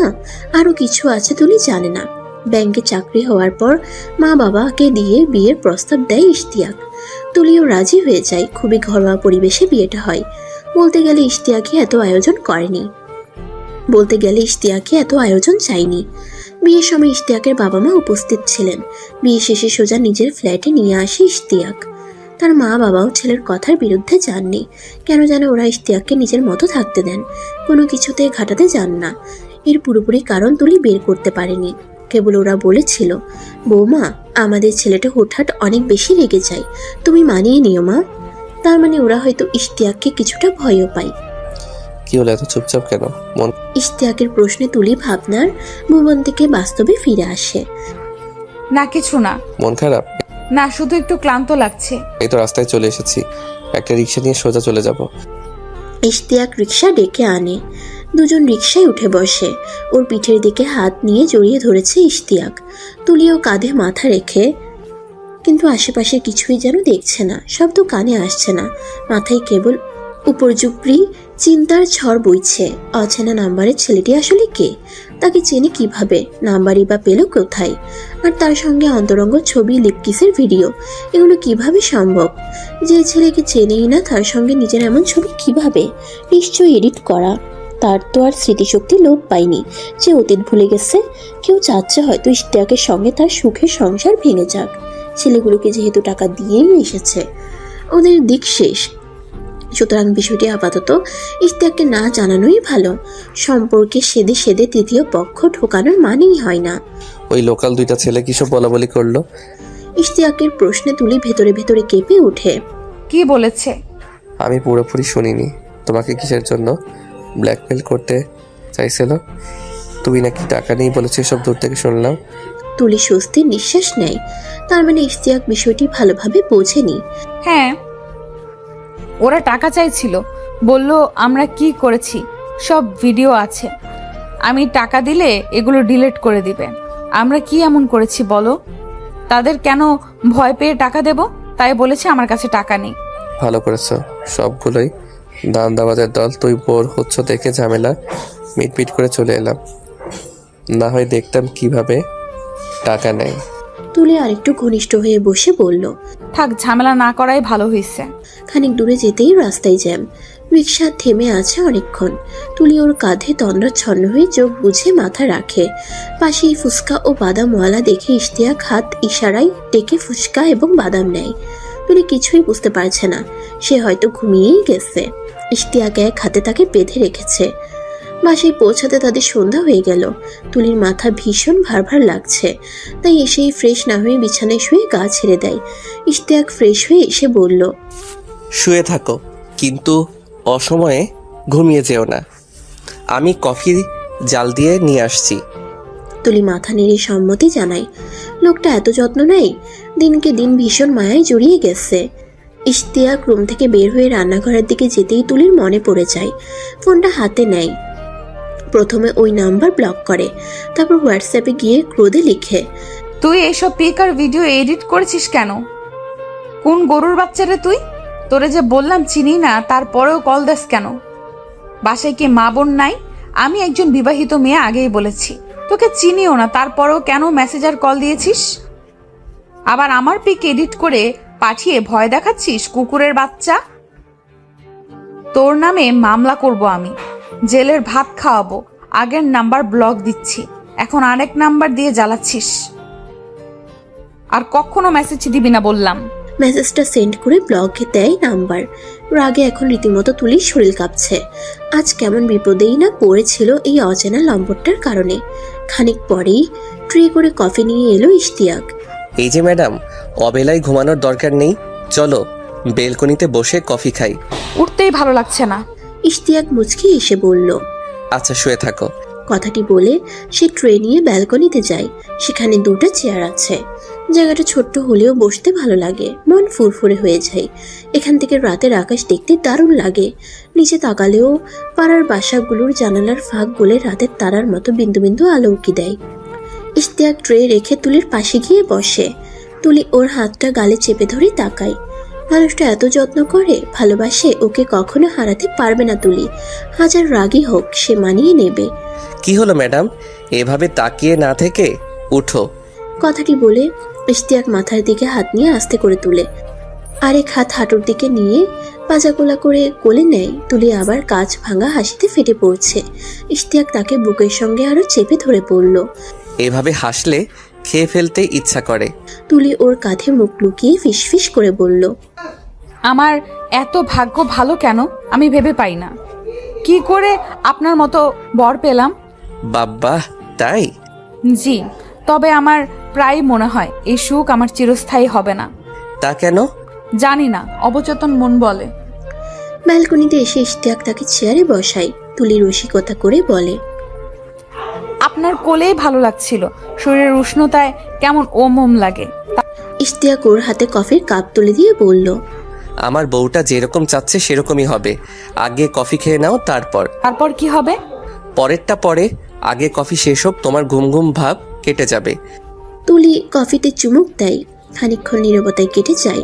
নীরবতা ভাঙে ইশতিয়াক। তুমি এখনো আপনি বলো, তুমি তো কবে আসবে? আর আসবো না, আপনি বলতেই ভালো লাগে। তা কেন? তাহলে কি আমিও আপনি ডাকবো নাকি? জীবনেও না, তুমি বলবেন। আপনার মুখে আমার নামও ভীষণ ভালো লাগে। ইশতিয়াক রসিকতা করে বলল, তাহলে আমি তুই ডাকবো। একদম না, বরের মুখে তুই খুবই বিশ্রী লাগে। তুমি সুন্দর। আচ্ছা ঠিক আছে। দুজনের কফি শেষ হতে ইশতিয়াক কাপ রেখে শীতল পাটি নিয়ে এলো। একটু রুমে যাও তুলি। তুলি গেলে সে চেয়ার দুটো বের করে শীতল পাটি বিছিয়ে নেয় ব্যালকনিতে। আসো, বসো এসে। এত আয়োজন কিসের জনাব? বসো, আসছি আমি। ইশতিয়াক গিয়ে বাদামার ফুচকার ব্যাগ নিয়ে এলো। মোবাইলে মৃদু শব্দে ছেড়ে দিল তার প্রিয় কবির প্রিয় গান। সেদিন দুজনে দুলেছিল বনে, যেতে যেতে পথে পূর্ণিমা রাতে। এখন আমার বেলা নাহি, আর রহিব একাকী বিরহের ভার। ইশতিয়াক পলিথিনের ব্যাগ থেকে ফুচকা আর বাদাম বের করে সামনে রাখে। তুলি অবাক হয়ে বলল, এগুলো কখন নিলেন? খেয়াল করিনি তো। তুমি ঘুমাচ্ছিলে তখন। কিন্তু রিক্সা থেকে নেমে রুমে এলাম, তাও খেয়াল করিনি। তুমি জানো কোথায় মন পড়ে আছে তোমার। তুলি আর সেদিকে কথা বাড়াতে গেল না, সে এড়িয়ে গিয়ে বলল, জায়গাটা অনেক ভালো লাগছে। পার্টিও মাপ মতো এনেছো দেখছি। আমি রোজই এখানে এসে সন্ধ্যায় একা একা বসে গান ছেড়ে সিগারেট টানতাম। এই ভালো কথা মনে করছেন। আপনি সিগারেট খান জানি, কিন্তু গন্ধও তেমন পাই না, আবার আমার সামনেও খান না। তা কেন? তুমি অপছন্দ করতে পারো ভেবে। আরে না, আমার না ছেলেদের সিগারেট খেতে দেখলে অসম্ভব ভালো লাগে। ছেলেদের সিগারেট খাওয়ার ভাবটাই আলাদা, কেমন টান দেয় আর ধোঁয়া ছাড়ে। কিন্তু আমি দেখেছি অনেক মেয়েরাও নিয়মিতই খায়, তবুও তাদের মানায় না। সিগারেট যেন ছেলেদের একান্ত ব্যক্তিগত অলংকার, যেরকম মেয়েদের নাক, কানে দুল, কপালের টিপ। বাবা সিগারেটকে মহিমান্বিত করে ছাড়বে দেখছি। তুলি ফিক করে হেসে বলল, সিগারেট খাওয়া অবশ্যই ক্ষতিকর, না খাওয়াই ভালো। মানে সিগারেট খাওয়া অবস্থায় ছেলেদের দেখতে আর কি কেমন হিরো হিরো লাগে। ইশতিয়াক হেসে বলল, যাই হোক, এখন তুমি আমার কোলে বসে বুকে পিঠ ঠেকিয়ে উষ্ণতা আর ওমম ভাব নিয়ে ফুচকা খেতে পারো। এই ভেবে তো আপনাকে দেখা যাবে না। বাইরের আকাশ দেখবে? না, আমার আপনাকেই দেখে গল্প করে করে ফুচকা খেতে হবে। ইশতিয়াক ওকে টেনে কোলে বসিয়ে বলল। কিন্তু আমার তো এরকম বসে গল্প করতে ইচ্ছা করে। তুলি খিলখিল করে হেসে উঠল। ওর হাসিকে ছাপিয়ে রুম থেকে ভেসে এলো মোবাইলের রিংটন। বুকটা কেঁপে উঠল তুলির। তোমার ফোনে কল এসেছে মনে হয়। তুলি উঠতে যাচ্ছিল, ইশতিয়াক তাকে বাধা দিয়ে বলল, তোমার উঠতে হবে না, আমি এনে দিচ্ছি। ইশতিয়াক মোবাইল নিয়ে ফিরে এসে তুলির দিকে বাড়িয়ে দেয়। নাম্বার দেখে তুলির বুকে ধুকপুকানি বেড়ে যায়। আবার অপরিচিত নাম্বার? সকালের? না, এটা আরেকটা। তাহলে রিসিভ করো, অন্য কেউ হতে পারে। না থাক। ইশতিয়াক আর কিছু বলল না। তুলি অস্বস্তি বোধ করছে। খানিক পর মেসেজ টিউন বেজে উঠল। ফোনের দিকে তাকিয়ে তুলির শরীর যেন অসাড় হয়ে এলো। এই অচেনা নাম্বার থেকেই মেসেজ এসেছে। কি হলো, কোনো সমস্যা? কিসের মেসেজ? তুলি যথাসম্ভব নিজেকে অবিকৃত রেখে বলল, আর কিসের মেসেজ? গ্রামীণের অফিস থেকে। ইশতিয়াক ভ্রু কুচকে তাকায়, তবুও কিছু বলে না। ব্যালকনিতে আড্ডা দিয়ে আজ রাতের খাওয়া দাওয়া শেষে ঘুমোতে যেতে দেরি হয় তাদের।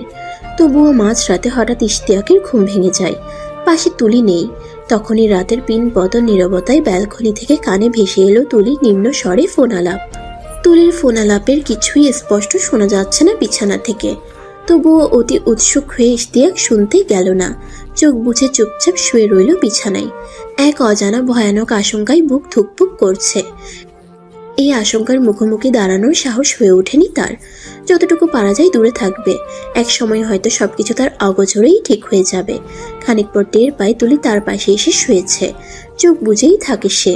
এভাবেই দুজন পুনরায় গভীর ঘুমে তলিয়ে যায়। ভোরে ইশতিয়াকের ঘুম ভাঙে কপালে কারো হাতের কোমল স্পর্শে। সে ঘুম ঘুম চোখ মেলে তাকায়। তুলি মিষ্টি করে ডাকে, উঠুন, নাস্তা করবেন। ব্যালকনির দরজা ভেজানো। রাতে বোধহয় তুলি লাগিয়ে আসেনি। দরজার ফাঁক গলে ভোরের মিহি আলো টাইলসে এসে পিছলে পড়ে নৃত্য করছে। সে আলোয় তুলি চুলগুলো দেখাচ্ছে হালকা লালচে। কি মিষ্টি মুখশ্রী, চুল, ঠোঁট সবকিছুই কেমন মোহময়। ভোরের পবিত্র স্নিগ্ধ চেহারা, যেন সদ্য প্রস্ফুটিত ফুল। ইশতিয়াক তাকে টেনে বুকে এনে গলায়। চোখে মুখে এলো পাতারি চুমো খায়। তুলি খিলখিল করে হেসে ওঠে। ছাড়ুন তো, সাত সকালে কি শুরু করছেন? ইশতিয়াক বাধ্য ছেলের মতো ছেড়ে দেয়। বাথরুমে আসে ফ্রেশ হতে। ইশতিয়াকের মনে হলো তুলিকে ছাড়তে বলার সঙ্গে সঙ্গে সে অন্যদিন ছাড়ে না। আজ কেন এমন করলো? তার উপর কি অজানা আশঙ্কার প্রভাব পড়েছে? ঘুড়ির সুতো কি কাটা পড়েছে, ছন্দ কি পতন হচ্ছে? তাও হতে পারে না। সে সবসময় একইভাবে তুলিকে ভালোবেসে যাবে। বাথরুম থেকে বের হতে তুলি টাওয়েল নিয়ে এগিয়ে এলো। ইশতিয়াক হাত বাড়ায়, তুলি পলকে সরিয়ে নেয় টাওয়েল। চোখ ভর্তি মমতা নিয়ে বুকের কাছাকাছি এসে নিজেই মুছিয়ে দেয় মুখ। ইশতিয়াকের এই মুহূর্তে তুলির কোমর জড়িয়ে ধরা উচিত, আদান প্রদান করা উচিত প্রণয় বাক্য। সম্পর্কে কোনো অশুভ আশঙ্কার প্রভাব পড়তে দেবে না সে। তুলিকে একইভাবে ভালোবেসে যাবে। ইশতিয়াক কোমর জড়িয়ে ধরে টেনে কাছে নিয়ে কানে ফিসফিস করে বলল, জানো, আমি তো বিয়েই করতে চাইতাম না। আমার সঙ্গে কেউ এক বিছানায় থাকবে, আমার সব কিছু ব্যবহার করবে, মানে সর্বোপরি আমার সঙ্গে কেউ আছে, সেগুলো আমি মানতে পারতাম না। বলো কি? হ্যাঁ ম্যাডাম, আমি আলাদা বাসা নিয়ে থাকি। কেন? বাড়ির কারো সঙ্গে যাই না তাই। সবার সঙ্গে ঝামেলা হয়। আমার বিছানায় কেউ শুইলে মেজাজ খারাপ হয়ে যেত। আমার প্লেট গ্লাস সব আলাদা থাকতো। বাবা, তাই নাকি? কিন্তু আমার সঙ্গে তো সবই ঠিক আছে। মনে হচ্ছে এত ভালো বর পৃথিবীতে দ্বিতীয়টি হয় না। শুধু তোমার সঙ্গে আমি এমন। তোমাকে দেখেই প্রথম ভেবেছিলাম বিয়ে করব। এর আগে চিরকুমার থাকার সিদ্ধান্ত ছিল। কথা সাহিত্যিক হুমায়ুন আহমেদের একটা উক্তি আছে, সবাই তোমাকে কষ্ট দিবে, তোমাকে শুধু এমন একজনকে খুঁজে নিতে হবে যার দেয়া কষ্ট তুমি সহ্য করতে পারবে। তুমি আমার সেই মানুষ যার সব কিছু আমার কাছে সহনীয়। কিন্তু আপনি যেগুলো বলেছেন তাতে তো মনে হয় না কেউ আপনাকে কষ্ট দেয়। মিছে মিছে আপনিই কষ্ট পান। মানুষ সামাজিক জীব, আদিকাল থেকে দলবদ্ধ হয়ে বসবাস করে। কিন্তু আপনার বিছানায় কেউ থাকতে পারবে না, প্লেটে হাত দিতে পারবে না, তা কি হয়? এসব আমি জানি, তবু আমি কেন যেন মেনে নিতে পারি না। কিন্তু তোমার বেলায় সব কিছু ঠিকঠাক। জানো, তোমাদের বাসায় যখন থাকতাম, একদিন বাথরুমে গিয়ে মাথায় শ্যাম্পু দিয়েছি, তখনই দেখি পানি নাই। আঙ্কেলের ফোনে কল দিচ্ছি, রিসিভ হয় না। তারপর মাথা ধুয়ে গামছা গায়ে দিয়ে তোমাদের কলিং বেল চাপলাম, তখন তুমি দরজা খুলে দিলে, মনে আছে? হ্যাঁ, একদম মনে আছে। কিন্তু এখন তো ছাড়ুন আমাকে, জড়িয়ে ধরে আর কতক্ষণ থাকবেন? আরে আগে শোনো, তখন তুমি দরজা খুলে দিয়ে আমার অবস্থা দেখে মুখ টিপে হেসেছিলে না? কিন্তু নাস্তা করে নিন, তারপর শুনবো। ব্যস্ত হয়েও না তো, আগে শুনবে তো। মুখ টিপে হাসলে তখন তোমার গালের মাংস ডিমের কুসুমের মতো একপাশে দলা পাকায়। তুলি পুরো কথা শেষ করতে না দিয়ে বলল, মানে?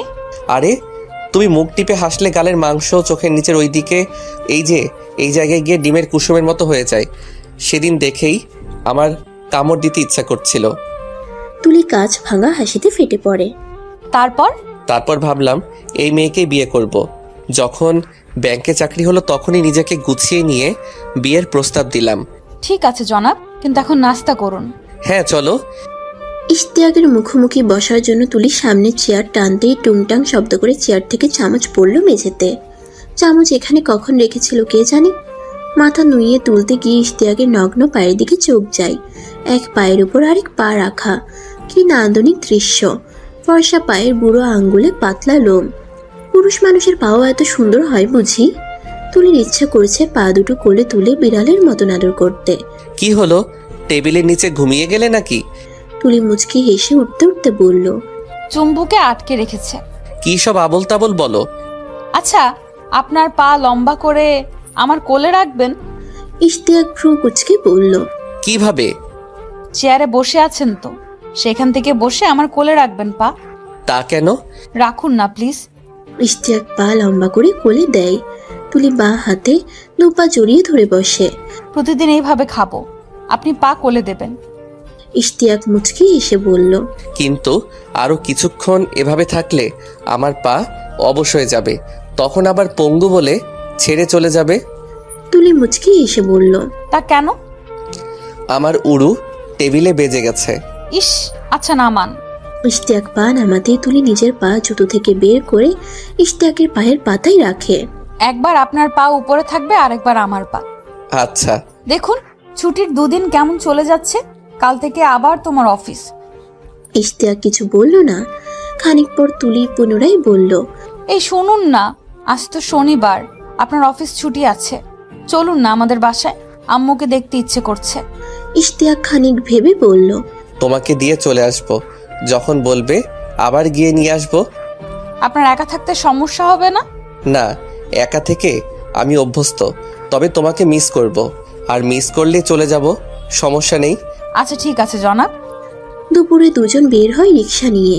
মামা মুগদা যাওয়ার আগে একটা মিষ্টি মাষ্টির দোকান দেখে থামাবে। তুলি চোখ পাকিয়ে বলল, তা কেন?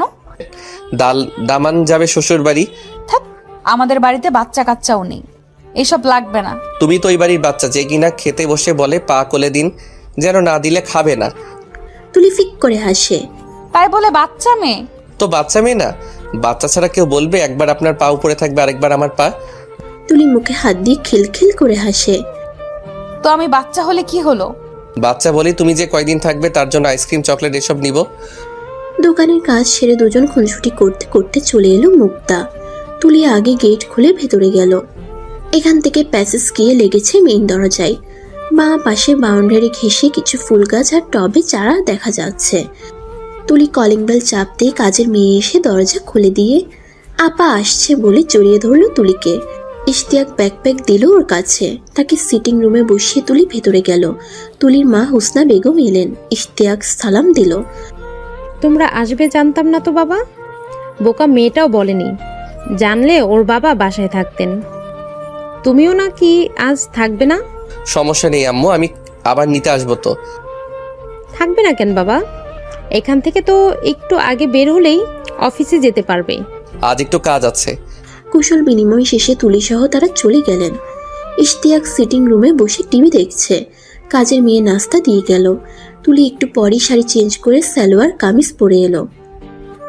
সালোয়ার কামিজ পরতে কি আরাম। ইশতিয়াক মুচকি হেসে বলল, তাহলে তাই পরবে, শাড়ি পরো কেন? আপনার জন্যই। আমি কিন্তু বেশিক্ষণ বসবো না।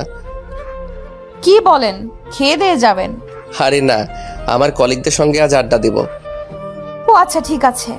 কিন্তু বিদায় তো এখান থেকে নেওয়া যাবে না। আব্বু কখন ফিরবে ঠিক নাই, আর আম্মুকে ডেকে দিচ্ছি। আরে না, সেটা না, তো তোমার রুমে নিয়ে চলো। তুলি চোখ পাকিয়ে বলল, কেন? বিদায় নিব। তার জন্য রুমে যাওয়ার কি আছে? রুমে নেওয়া কি নিষেধ? তাহলে থাক। আরে না, চলুন। ইশতিয়াক রুমে এসেই দরজা লাগিয়ে দেয় ভেতর থেকে। তুলি আতকে উঠে বলল, এটা কি হলো? ইশতিয়াক মুচকি হেসে ওর দিকে এগিয়ে গেল। তুলি পিছু যেতে যেতে খাটের কাছে গিয়ে আটকে যায়। ইশতিয়াক ওর মুখটা আজলা করে ধরে চোখে চোখ রেখে স্লথ গতিতে দুজনের ঠোঁট ঢুকে পড়ে অপর ঠোঁটে। তুলি নিজেকে ছাড়িয়ে নিয়ে ইশতিয়াকের পুরো মুখে চুমু খায়। ঠিক আছে, এবার যেতে পারি, বিদায় নেওয়া হয়ে গেছে। ইশতিয়াক পা বাড়িয়ে দরজা খোলার আগেই আবার তুলি ঝাপটে ধরে পেছন থেকে পিঠে গাল চেপে ধরে থাকে। কি হলো? তুলি অস্ফুটে বলে, যেতে দিতে ইচ্ছে করছে না, থেকে যান প্লিজ। ইশতিয়াক ঘুরে তাকে বুকে জড়িয়ে নেয়। আমি কাল আবার অফিস থেকে সোজা চলে আসবো ম্যাডাম, এখন যাই। তুলি মাথা তুলে তাকিয়ে বলল, আচ্ছা যান, কিন্তু কাল রাতে শিওর আসবেন। আচ্ছা বলে ইশতিয়াক আবার কপালে চুমু খেয়ে বের হয়ে গেল। ইশতিয়াক কলিগদের সঙ্গে আড্ডা দিয়ে রাতে ফিরেছে বাসায়।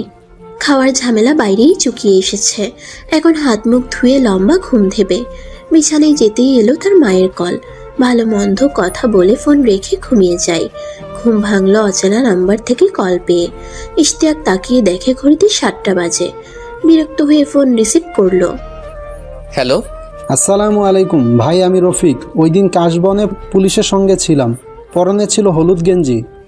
ছেলেটির পরিচয় শুনে ইশতিয়াক শোয়া থেকে উঠে বসে বলল, হ্যাঁ চিনতে পেরেছি, কিন্তু এখন আবার আপনি আমার কাছে কি চান? ফোনের উপাস থেকে রহস্যের হাসি ভেসে এলো। তারপর ছেলেটি বলল, ভাই চাওয়ার তো কথা আপনার, আপনার অগোচরে কত কিছু যে হয়ে যাচ্ছে টেরই পাচ্ছেন না। দেখুন ভাই, 7 সকালে কল দিয়ে নাটক করবেন না। আমার অফিস আছে, আমি 8টায় উঠে গোসল খাওয়া দাওয়া করে অফিসে বের হই। আপনি ভোরে কল দিয়ে ঘুম নষ্ট করেছেন। ভাই জীবনেই যেখানে নষ্ট হয়ে যাচ্ছে সেখানে ঘুমিয়ে কি হবে? সত্যি বলতে আপনাকে দেখে ভালো মানুষ মনে হয়েছে। দুদিন থেকে ভেবেই যাচ্ছি দুনিয়াতে বুঝি ভালো মানুষের সঙ্গেই শুধু এমন হয়। ভাই আপনি কি বলতে চাচ্ছেন বলুন, না হয় আমি কল কেটে দেব। ভাই আপনাকে জরুরি কিছু তথ্য দিতে চাচ্ছি। ওই দিন ভাবি টাকা দিয়ে বললেন আপনাকে না শোনাতে, তাই কিছু বলিনি, কিন্তু আজ ভেবে দেখলাম তাতে আপনার বিরাট ক্ষতি হচ্ছে। ইশতিয়াকের বুকের ধুকপুকানি বেড়ে গেছে, পায়ের তালু ঘেমে যাচ্ছে। সে শঙ্কিত হলেও বুঝতে দিল না রফিককে। বিরক্তি নিয়ে বলল, আরে ধুর ভাই, কথা এত না পেঁচিয়ে বলুন কি হয়েছে। ভাই এভাবে তো বলা যাবে না। ভাবি আমাকে ভ্যানিটি ব্যাগে যত টাকা ছিল সব দিয়ে গেছে আপনাকে না বলার জন্য। কী সব আবল তাবল কথা বলছেন? ও কখন টাকা দিল? টাকা যে দিছে সেটারও ভিডিও আছে ভাই। টাকা কেন দিছে? আমি ভাবির ফোন হাতে নেওয়ার পর দেখি একটা নাম্বার থেকে অনেক কল এসেছে, সঙ্গে একটা মেসেজ, সেখানে লেখা আমাদের পুরনো কিছু ছবি দিয়েছি, হোয়াটসঅ্যাপ দেখো। আমি তখন হোয়াটসঅ্যাপে গিয়ে পাই। কিসের ছবি? এরকম তো হবে না ভাই, ভাবি আমাদের টাকা দিয়ে গেছে আপনাকে না দিতে। আর ভাই আরেকটা সমস্যা দেখা দিছে, আমার সাথের ছেলেটা ভিডিও আর ছবিগুলো যখন তখন নেটে দিয়ে ভাইরাল করে দিতে পারে। ওর নাকি কিসের একটা পেজ আছে, সেটার রিচের জন্য, ভাইরাল করার জন্য। এগুলো নাকি একেবারে পারফেক্ট। তখন তো আপনার ইজ্জত যাবে। ইশতিয়াক ধমক দিয়ে উঠল। আরে বেটা ভূমিকা বন্ধ কর, কি চাস সেটা বল। ছবি ভিডিও কি আছে পাঠা দেখি। ভাই হোয়াটসঅ্যাপে বিকাশ নাম্বার দিচ্ছি, 5,000 টাকা পাঠান আগে, আর সব তথ্য পেয়ে গেলে আরও 5,000 পাঠাবেন। ইশতিয়াকের ক্রোধে শরীর কাঁপছে। সে নিজেকে সামলে নিয়ে অবিকৃত গলায় বলল, আগে 5,000 পাঠানোর পর এডিট করা ছবি দিলে, অথবা কিছুই না পাঠালে? ভাই আপনাকে আগে পাঠাচ্ছি ভাবি যে আমাকে টাকা দিছিল তার ভিডিও, তারপর আপনি টাকা পাঠান। ইশতিয়াকের মনে হচ্ছে কেউ তার কলিজা মুঠোয় নিয়ে মুচড়ে ধরেছে। সে প্রাণ পরে চাচ্ছে এই ছেলেটার ভিডিও যেন এডিট করা থাকে, সবকিছু যেন মিথ্যে হয়, তার কাছ থেকে টাকা নিয়ে যেন প্রতারণা করে কিছুই না পাঠায়। সে শঙ্কিত গলায় বলল, আচ্ছা তাহলে ফোন রাখছি, আপনি হোয়াটসঅ্যাপ চেক করুন, ভিডিওর সাথে বিকাশ নাম্বার দিচ্ছি। ইশতিয়াক ফোন রেখে চোখ বন্ধ করে দুই হাতে মুখ আজলা করে ধরে বসল। হোয়াটসঅ্যাপে নোটিফিকেশন টিউন বাজতেই মোবাইল হাতে নিয়ে দেখে ছেলেটি ভিডিও পাঠিয়েছে। ইশতিয়াকের বুকে ধুকপুকানি বেড়ে যায়, পা যেন অসাড় হয়ে আসে, মাথার রগগুলো ফুলে যাচ্ছে, কান দিয়ে গরম ভাব বেরোচ্ছে। তার কাছ থেকে তথ্যগুলো লুকাতে তুলি এই ছেলেদের টাকা দিয়েছে ভাবতেই পারে না। সে কাপা কাপা হাতে ভিডিওতে ক্লিক করে, নিজের চোখে বিশ্বাস করতে পারছে না। ভিডিওতে দেখা যাচ্ছে সে পুলিশের সঙ্গে কথা বলছে। তুলি তার দিক থেকে মুখ ফিরিয়ে ভ্যানিটি ব্যাগ আড়াল করে টাকা দিচ্ছে ছেলেটিকে, অথচ রিকশায় কিংবা বাসায় এসেও তাকে এ কথা বলেনি তুলি। চোখ ঝাপসা হয়ে এলো, মোবাইল বিছানায় রেখে দুই আঙ্গুল দিয়ে কপাল ঘষছে। মস্তিষ্কের ভেতর খুব দ্রুত সন্দেহের গাছ রোপণ হয়ে সেই গাছ বড় হয়ে ডালপালাও ছাড়াতে শুরু করেছে। তার বিকাশে এত টাকা এখন নেই। মোবাইল হাতে নিয়ে মেসেজ দিল, বিকাশ নাম্বার দেন, আমি টাকা পাঠাচ্ছি। আপনি আমাকে সব কিছু হোয়াটসঅ্যাপে সেন্ড করেন, আর আমাকে দিয়ে সব কিছু ডিলিট করে দেবেন। টাকা লাগলে আরও দেব, তবুও এগুলো ডিলিট চাই। নেটে ছাড়লে আমি মামলা করতে বাধ্য হব। ছেলেটি মেসেজ দিল, আরে ভাই এগুলো ভাববেন না, বিকাশ নাম্বার দিছি দেখুন, টাকা ছাড়েন তাড়াতাড়ি। বিকাশ নাম্বার পেয়ে ইশতিয়াক উঠে দাঁড়ায়, একটা গেঞ্জি গায়ে দেয়, মানি ব্যাগ মোবাইল নিয়ে বের হয়ে পড়ে। রাস্তায় গিয়ে মনে পড়লো সিগারেট আনেনি। পাশের দোকানে গিয়ে সিগারেট নিল একটা, ঘন ঘন টান দিয়ে ধোঁয়া ছেড়ে গেল মোড়ের বিকাশের দোকানে। সে টাকা পাঠিয়েই হোয়াটসঅ্যাপে আর চেক করলো না। কোলাহলের এই রাস্তায় কিছুই দেখতে চায় না। দোকান থেকে বের হয়ে হাঁটতে থাকে, নিজেকে বোঝাই যাই ঘটুক, যাই হোয়াটসঅ্যাপে দিক, সে তুলিকে এভাবেই ভালোবেসে যাবে, সময় সবকিছু ঠিক করে দেবে। এত রেগে যাওয়ার মানেই হয় না। তার জায়গায় অন্য কেউ হলে এগুলো হয়তো খেয়ালই করতো না। সে এমন তো নিজেই জানে, বাড়ির সবাই বলে। এখন বিবাহিত, আগের স্বভাব ছাড়তে হবে। নিজেকে শাসন করতে করতে ইশতিয়াক বাসায় চলে আসে। হোয়াটসঅ্যাপ চেক না করে বিছানায় বসে আরেকটা সিগারেট ধরায়, ধোঁয়া ছাড়ে ঘন ঘন। ডাটা অন করে সে, টুংটাং শব্দ করে একের পর এক ছবি আসতে থাকে। এগুলো তাকে না দেওয়ার জন্য তুলে লুকিয়ে টাকা দিয়ে এসেছে ছেলেদের। কথাটা মনে পড়তেই ইশতিয়াক সিগারেট ছুঁড়ে মারে দেয়ালে। মোবাইল হাতে নেয়, কাপা কাপা হাতে হোয়াটসঅ্যাপে ঢুকে।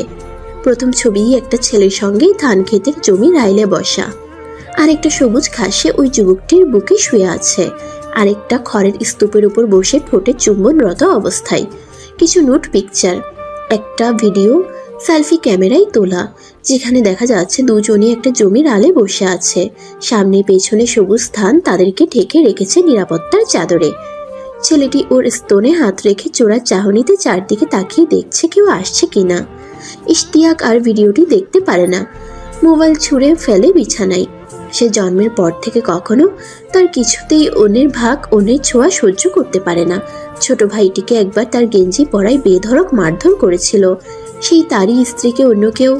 আর তুলি ভাবতেই তার গা গুলিয়ে উঠল। এত জঘন্য মিথ্যাচার! বাসর রাতেই বলেছিল সেই নাকি প্রথম পুরুষ, কোনো পরপুরুষের ছোঁয়া এর আগে সে কখনো পায়নি।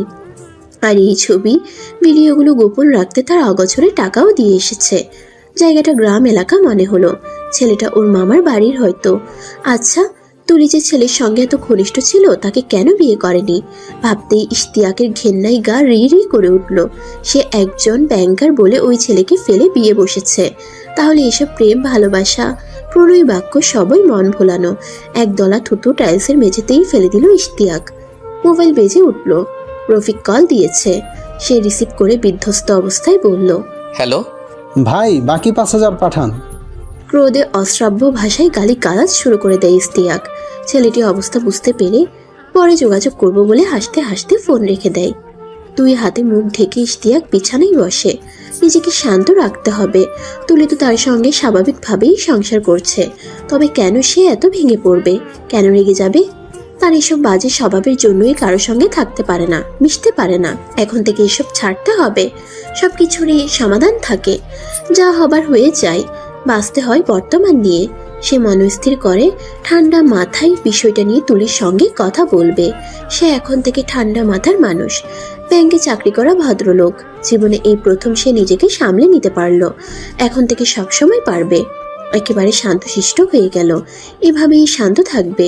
সে এখন গোসল করবে। গোসল করতে আরাম। গোসল তার প্রিয়। আই লাভ ইউ গোসল। গোসল থেকে শান্তির কিছু নাই। ইশতিয়াকের মনে হলো মাথা ঝিমঝিম করছে, চোখে ঝাপসা লাগছে। সকালে কিছু খাইনি বলে হয়তো প্রেশার, কি লো নাকি হাই। মেঝেতে শুয়ে যাবে সে, অনেক আরাম। ইশতিয়াক মেঝেতে খানিকক্ষণ পড়ে রইল। ঘাম ছাড়লো তার পুরো শরীর থেকে। ফোঁটা ফোঁটা ঘামে টাইলস ভিজে যাচ্ছে। কানে কেমন ঝিমঝিম শব্দ হচ্ছে। শরীর খুব দুর্বল লাগছে। ইশতিয়াক খাবে এখন। সকালে উঠে হাত মুখ ধুয়ে দাঁত ব্রাশ করতে হয়, নাস্তা করতে হয়। সে কিনা কোথাকার রফিক টফিকের পাল্লায় পড়েছে। ইশতিয়াক উঠে ধীরে ধীরে এলোমেলো পায়ে হেঁটে টেবিলে গিয়ে এক চুমুক পুরো গ্লাস পানি খেলো। সকালে বেশি পানি খাওয়া নিয়ম। ইশতিয়াক একের পর এক গ্লাসে পানি ঢেলে খায়। খালি পেটে শুধু পানি খেলে হয় না, সঙ্গে কিছু খেতে হয়। ইশতিয়াক ব্রেড আর জেলি নিয়ে এলো। ব্রেডে জেলি লাগিয়ে এক পিস শেষ করে তার মনে পড়লো দাঁত ব্রাশ করেনি। ব্রেড জেলি রেখে চলে গেল বাথরুমে। আয়নায় তাকালো সে।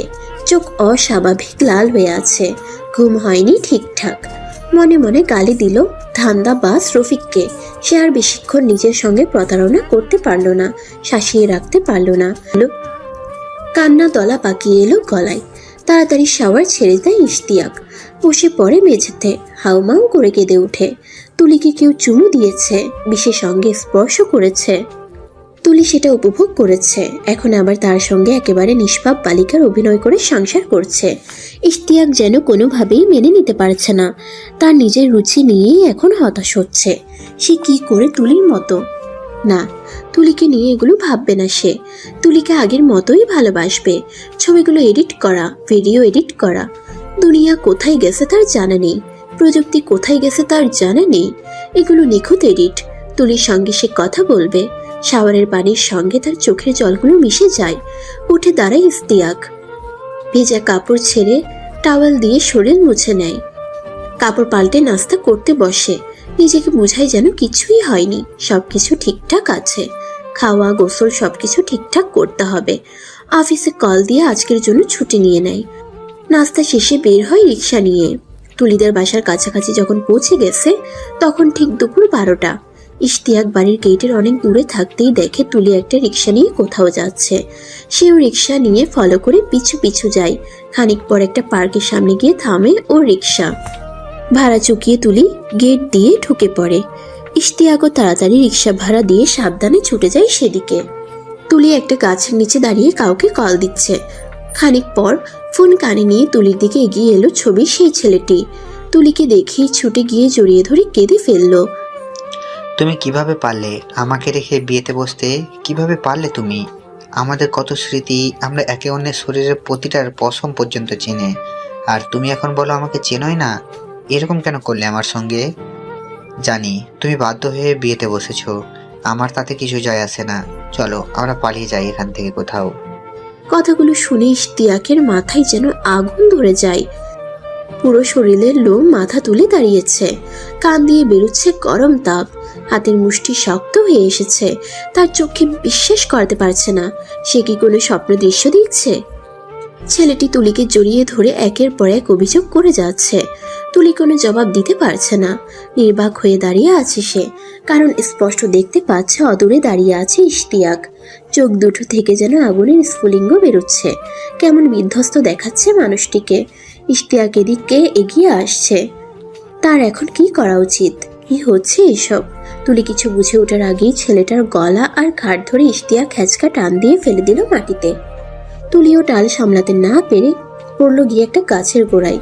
পলকে ছেলেটি মাটি থেকে উঠে তুলিকে তুলে দিয়ে ইশতিয়াকের দিকে ধেয়ে এসে বলল, এই মিয়া, আপনি কে? আমি ওর হাজবেন্ড। ছেলেটি খানিকক্ষণ ইশতিয়াকের মুখের দিকে তাকিয়ে থেকে পায়ে পড়ে গেল। ভাই বিশ্বাস করেন, ওকে ছাড়া আমি বাঁচবো না। আমি জানি ওকে জোর করে বিয়ে দেওয়া হয়েছে। প্লিজ ভাই, আপনি আমার হাত তুলে দেন ওকে। প্লিজ ভাই, আপনি আমার হাতে তুলে দিন ওকে। কথাটি শেষ করার আগে ইশতিয়াক প্রচন্ড জোরে ছেলেটির গালে চড় দিয়ে পা ছাড়িয়ে নিয়ে বুকে লাথি মেরে ফেলে দেয় মাটিতে। তুলি বিস্ময়ে এতক্ষণ নির্বাক হয়ে দাঁড়িয়েছিল, চেতনা যেন ফিরে পেল সে। ছুটে গিয়ে ইশতিয়াকের হাত ধরে বাধা দিল। পার্কের অন্য উৎসুক জনতাও এদিকে ছুটে এসেছে। ইশতিয়াক ঘুরে লোক সম্মুখেই তুলির গালে চড় বসিয়ে দিল। চরিত্রহীন মেয়ে, বিয়ের পরও আগের নাগরের সঙ্গে পার্কে এসেছিস? তুলির বিস্ময়ের চরম সীমা অতিক্রম হয়ে যায়। সে গালে হাত দিয়ে অবাক চোখে তাকিয়ে আছে ইশতিয়াকের মুখের দিকে। আর কিছুই বলার নেই তুলির, সে নিজেকে নির্দোষ প্রমাণ করার শক্তি হারিয়ে বোবা হয়ে গেছে। তুলিকে জনের সম্মুখে টেনে হিসড়ে পার্ক থেকে নিয়ে বের হয়ে গেল ইশতিয়াক। রিক্সা ডেকে নিয়ে এলো বাসায়। তুলি পুরো রাস্তা চুপচাপ শূন্য দৃষ্টিতে রাস্তার দিকে তাকিয়ে আছে। রিক্সা যাচ্ছে, টুংটাং শব্দ, গাড়ির হর্ন, রং বেরঙের পোশাক পরা মানুষ, কিছুই যেন তুলি দেখছে না, শুনছে না। থমথমে মুখ, শূন্য দৃষ্টি, একেবারে যেন অনুভূতিহীন পাথর সে।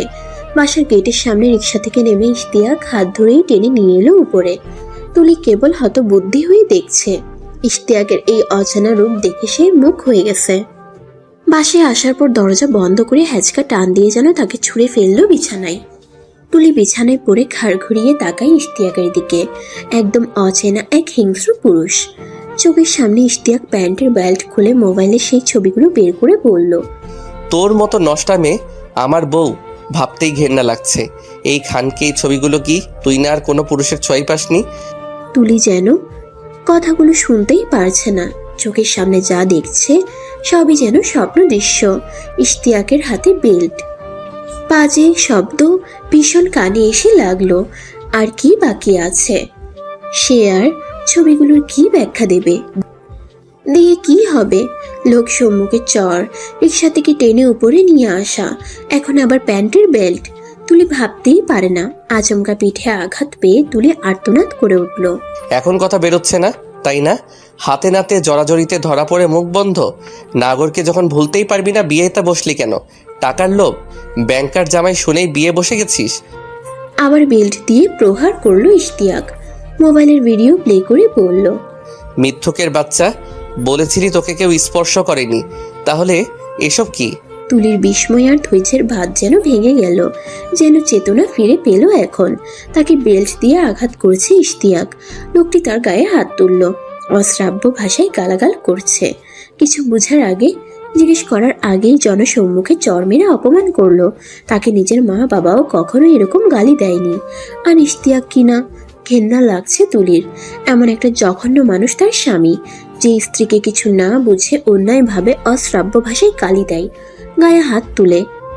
এই ঘটনা না ঘটলে তো সে ইশতিয়াকের এমন হিংস্র রূপ দেখতে পেত না। সে এখনো এখানে কি করছে? বিয়ের আগে শুয়েছিস তো শুয়েছিস, এখন আবার পার্কে গিয়ে জড়াজড়ি। কথাগুলো বলে ইশতিয়াক পুনরায় প্রহার করতেই বেল্ট ঢুকে গেল তুলির হাতের মুঠোয়। এলোমেলো চুল, শূন্য পাথর দৃষ্টি, চোখের পলকে একটা চট দিয়ে লাগালো ইশতিয়াকের গালে। পাগলের বাচ্চা, সেই মেয়েটি আমি নই। ইশতিয়াক হেসে উঠে চুল মুঠো ধরে বলল, আবার মিথ্যে কথা? ছবিগুলো মিথ্যে হলে নাগরের সঙ্গে দেখা করে জড়াজড়ি করতে গেলি কেন? তুলি হ্যাচকা টানে হাত ছাড়িয়ে বলল, তোর কাছে আর নিজেকে নির্দোষ প্রমাণ করার চেষ্টা করে নিজেকে ছোট করার ইচ্ছা নাই। তুলি বিছানা থেকে ওড়না নিয়ে দরজা খুলে বেরিয়ে গেল। ইশতিয়াক আটকে রাখার চেষ্টা করলো না। অস্ফুটে বলল।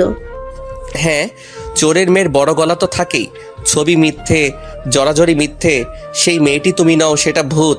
ভাগ এখান থেকে। হ্যাঁ, কথাগুলো বলে খেলনায় সে থুতু ফেললো মাটিতে। কথাগুলো শুনে তুলির মুখে বিষাদ মাখা হাসি ছড়িয়ে গেল। পেছনে না তাকিয়ে প্রস্থান করলো সে বাসাতে। তুষারের হাতে তুলির ভ্যানিটি ব্যাগ। সে ঘটনার আকস্মিকতায় হকচকিয়ে গিয়েছিল। খানিক পর রিকশার পিছু পিছু ছুটে গিয়েও তুলিদের হারিয়ে ফেললো। দুঃখে কষ্টে ঘিরে যাবে ফুপুর বাসায় তখনই মনে পড়লো তুলির ভ্যানিটি ব্যাগ পার্কে গাছের গোড়ায় পড়ে আছে। সেটা নিয়ে যায়নি তুলি। কেউ পেয়ে গেল কিনা কি জানে। পুনরায় সে দৌড়ে ছুটে যায় পার্কে। গাছের নিচেই শেষে পায় ব্যাগ। ব্যাগের ভেতর তেমন কিছুই নেই, কিছু টাকা, মোবাইল আর মেয়েদের সাজগোজের জিনিসপত্র। তুষার মোবাইল হাতে নিয়ে দেখেছে লক করা। এই মোবাইল সে তুলির কাছে ফিরিয়ে না দিলে কিভাবে যোগাযোগ করবে ওর সঙ্গে? এই নাম্বার ছাড়া আপাতত তার কাছে কিছুই নেই। ওর বাসার ঠিকানা সে জানে না। নাম্বারটাও খুঁজে পেয়েছে ভাগ্য গুণে। তুলি ব্যাগের খোঁজে এখানে আসবে এই আশায় সে পার্কে বেঞ্চে শুয়ে আছে। চোখে সোজা গাছের ডালে কিছু কাক বসে কর্কশ গলায় কা কা করছে। সে ভাবছে তুলির বরকে নিয়ে। লোকটা ভালো না। লোক সম্মুখে স্ত্রীর গায়ে হাত তুলেছে। টাকা পয়সা হলেই হয় না, এই সংসার ওর ছেড়ে দেওয়াই উচিত। লোকটা নিশ্চয়ই মদ গাঁজা খায়, না হলে এমন বদমেজাজি হয় নাকি? কিন্তু ওর সঙ্গে সে এখন কিভাবে যোগাযোগ করবে? মোবাইলই তো ফেলে চলে গেছে। এটা পৌঁছে যে দেবে পাশের ঠিকানাও সে জানে না। জোহরের আজান দিচ্ছে মসজিদগুলোতে, সে তো এখনো এলো না। মোবাইলের জন্য কি মনে পড়া মাত্রই ছুটে আসার কথা না? তুষারের মোবাইল ফোন বেজে উঠে। নাম্বার দেখে সে অবাক হয়ে অস্ফুটে বলে, স্যারের কল। রিসিভ করলো তুষার। ভয়েস শুনেই সে হাঁপ ছেড়ে বাঁচে। তোমার ভ্যানিটি ব্যাগ আমার কাছেই আছে। ওপাশ থেকে বলল, ভ্যানিটি ব্যাগ মানে? কি যা তা বলছো? আগে আমার কথা শোনো, যা করার তাড়াতাড়ি করতে হবে। তুষার নাম্বার আবার দেখে। কিছুই সে বুঝতে পারছে না। ভ্যানিটি ব্যাগ তো ওরই, তবুও সে এসবে না গিয়ে বলল, হ্যাঁ বলো, কি করতে হবে? আমি এই মুহূর্তে সিলেট শাহজালাল মাজারে আছি। খুব কষ্টে বাবার মোবাইল নিয়ে পালিয়ে এসেছি। এখানকার কিছুই আমি চিনি না, টাকা পয়সাও আমার কাছে নেই। তুমি এখনই রওনা দাও। তুষার অবাক হয়ে বলল, আশ্চর্য, তুমি সিলেট গেলে কখন? এসব এখন শোনার সময় নেই তুষার, আগে আমাকে নিতে আসো। এই মোবাইলও খুব বেশি চার্জ নেই। আমি বাড়ি থেকে কলে আসতে শুরু হবে, আমি এখনই অফ করব। তুষারের মাথায় কিছুই ঢুকছে না। সে আমতা আমতা করে বলল, সেখানে পৌঁছতে 7 থেকে 8 ঘন্টা লাগবে। সমস্যা নেই, আমি অপেক্ষা করব। কিন্তু আমাকে তো বলো, তুমি সিলেট গেলে কিভাবে? আমার সঙ্গে রসিকতা করছো নাকি? ওপাশ থেকে ঝাঁঝালো কণ্ঠ ভেসে এলো, এখন রসিকতার সময়? আমি কি বিপদে আছি তুমি জানো? এত কথা না বলে রওনা দেবে নাকি আমি ফিরে যাব? আচ্ছা আচ্ছা, আমি আসছি। ফোন রেখে সে কিছুই মেলাতে পারছে না। একটু আগে যে মানুষটি দেখা করেছে, সে আবার সিলেট কিভাবে যায়? কি হচ্ছে এসব? সে কি ভূত পেতনির পাল্লায় পড়েছে নাকি? এখন তার কি করা উচিত? সিলেট যাবে? সত্যি ওখানে সে কিভাবে সম্ভব? তাছাড়া ভ্যানিটি ব্যাগ কি করবে এখন? আচ্ছা, কোনোভাবে কি এই দুজন মানুষ আলাদা? তুষারের মাথা এলোমেলো হয়ে যাচ্ছে। সে আর কিছু ভাবতে চায় না। এখন সোজা বাসায় যাবে। রেডি হয়ে তাড়াতাড়ি বের হতে হবে সিলেটের উদ্দেশ্যে। সে বাসায় গিয়ে ফুপুকে বুঝিয়ে রেডি হয়ে বের হতে হতে 3টা হয়ে গেছে। সাইদাবাদ থেকে সে বাসে উঠল 3:30টায়। বাস ছেড়ে দিয়েছে। তখনই মনে পড়লো ওর ভ্যানিটি ব্যাগ বাসায় ফেলে চলে এসেছে। ওকে একটা কল কি দেবে? মোবাইল বন্ধ করে ফেলবে বলেছিল, তবুও তুষার কল দিল। রিং হচ্ছে। হ্যালো, হ্যাঁ, আমি বাসে আছি, এখন আসবো। আসলেই তুমি সিলেটে? এরকম কথা বলছো কেন? কয়বার বলবো আমি সিলেট? আর ফোনে চার্জ নেই। আমি অফ করে দিচ্ছি এখন। তুমি সোজা মাজারে আসবে। আমার এই নাম্বারে টাকা দিও পারলে, তাহলে আমি নিজেই মোবাইল অন করে কল করব। আচ্ছা ঠিক আছে, কিন্তু আমি ভ্যানিটি ব্যাগ বাসায় ফেলে এসেছি। কিন্তু যে আমার সঙ্গে দেখা করেছে সেই মেয়েটি তুমি হলে তো এখন সিলেটে থাকার কথা না। তাহলে ভ্যানিটি ব্যাগ নিয়ে যাবোই বা কেন? আরে ধুর, তোমার কিসের ভ্যানিটি ব্যাগ আর সেই মেয়ে? কি আবল তাবল বকছো? আচ্ছা আচ্ছা, আমি আসি, তারপর সব বলছি। হুসনা বেগম তুলির দরজায় ডাকাডাকি করছেন। কি হয়েছে বলবি তো তুলি? সে যে এসে দরজা বন্ধ করে ভিতরে আছিস, আর তো বেরই হচ্ছিস না। তুলি ভেতর থেকে বলল, কিছুই হয়নি মা, আমি ঠিক আছি। সেই কখন থেকে তো বলছিস ঠিক আছিস, কিন্তু দেখে তো মনে হয়েছে কিছু একটা সমস্যা আছে রে মা। কাজের মেয়েটি বলল, আন্টি, আপারে হাতে ব্যাগও ছিল না আসার সময়ে। হ্যাঁ, বের হয়েছিল হাতে ভ্যানিটি ব্যাগ নিয়ে। তিনি আবার ডাকলেন, তুলি, তোকে ছিনতাইকারী ধরেছিল নাকি? ও পাশ থেকে কোনো জবাবই এলো না। রহিমা, দেখ তো আমার মোবাইল কোথায়, তুলির নাম্বারে কল দিয়ে দেখি। রহিমা গিয়ে মোবাইল নিয়ে এলো। তিনি তুলির নাম্বারে অনেকগুলো কল দিলেন। রিং হচ্ছে কিন্তু কেউ রিসিভ করছে না। রহিমা কান লাগিয়ে দেখে এসে বলল, আপারে রুমের কোনো রিংও হয় নাই আন্টি, তাহলে আপারে ছিনতাইকারী ধরছে মনে হয়। হুসনা বেগম আবার ডাকতে লাগলেন, দরজা খুলতো মা, কি হয়েছে তোর?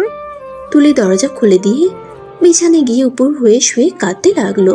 হুসনা বেগম গিয়ে তুলির পাশে বসে আটকে উঠলেন। ওর ঘাড় নিচে এটা কিসের দাগ? কি হয়েছে তুলির? কি হয়েছে মা, কাঁদছিস কেন?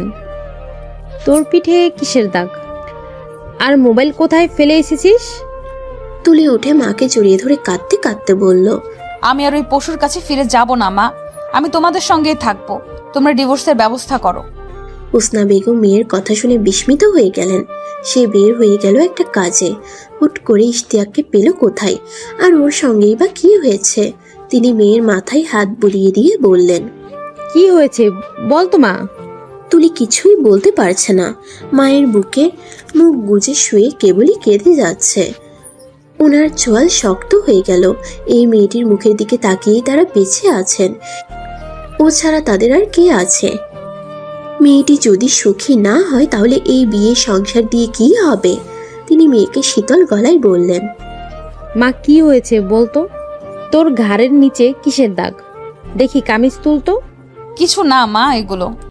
তিনি নিজেই কামিজ তুলে দেখে বিস্মিত হয়ে গেলেন। ওর পিঠে অনেকগুলো মারের দাগ।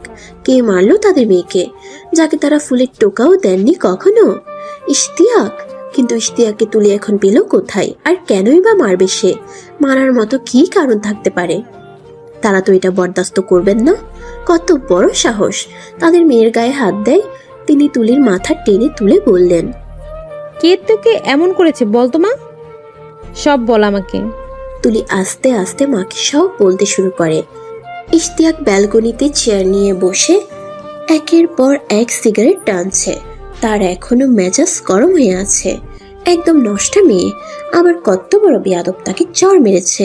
এই মেয়েকে সে ডিভোর্স দেবে? এমন মেয়েকে সে কিভাবে ভালোবেসেছিল, কিভাবে ওর প্রেমে পড়েছিল? নিজের রুচির প্রতি ঘেন্না লাগছে তার। খানিক পরেই তার ফোন বেজে উঠল। মায়ের কল। রিসিভ করলো সে। হ্যালো। ইশতিয়াক বাবা, হঠাৎ করে কি সমস্যা হয়েছে রে? কি সমস্যার কথা বলছো?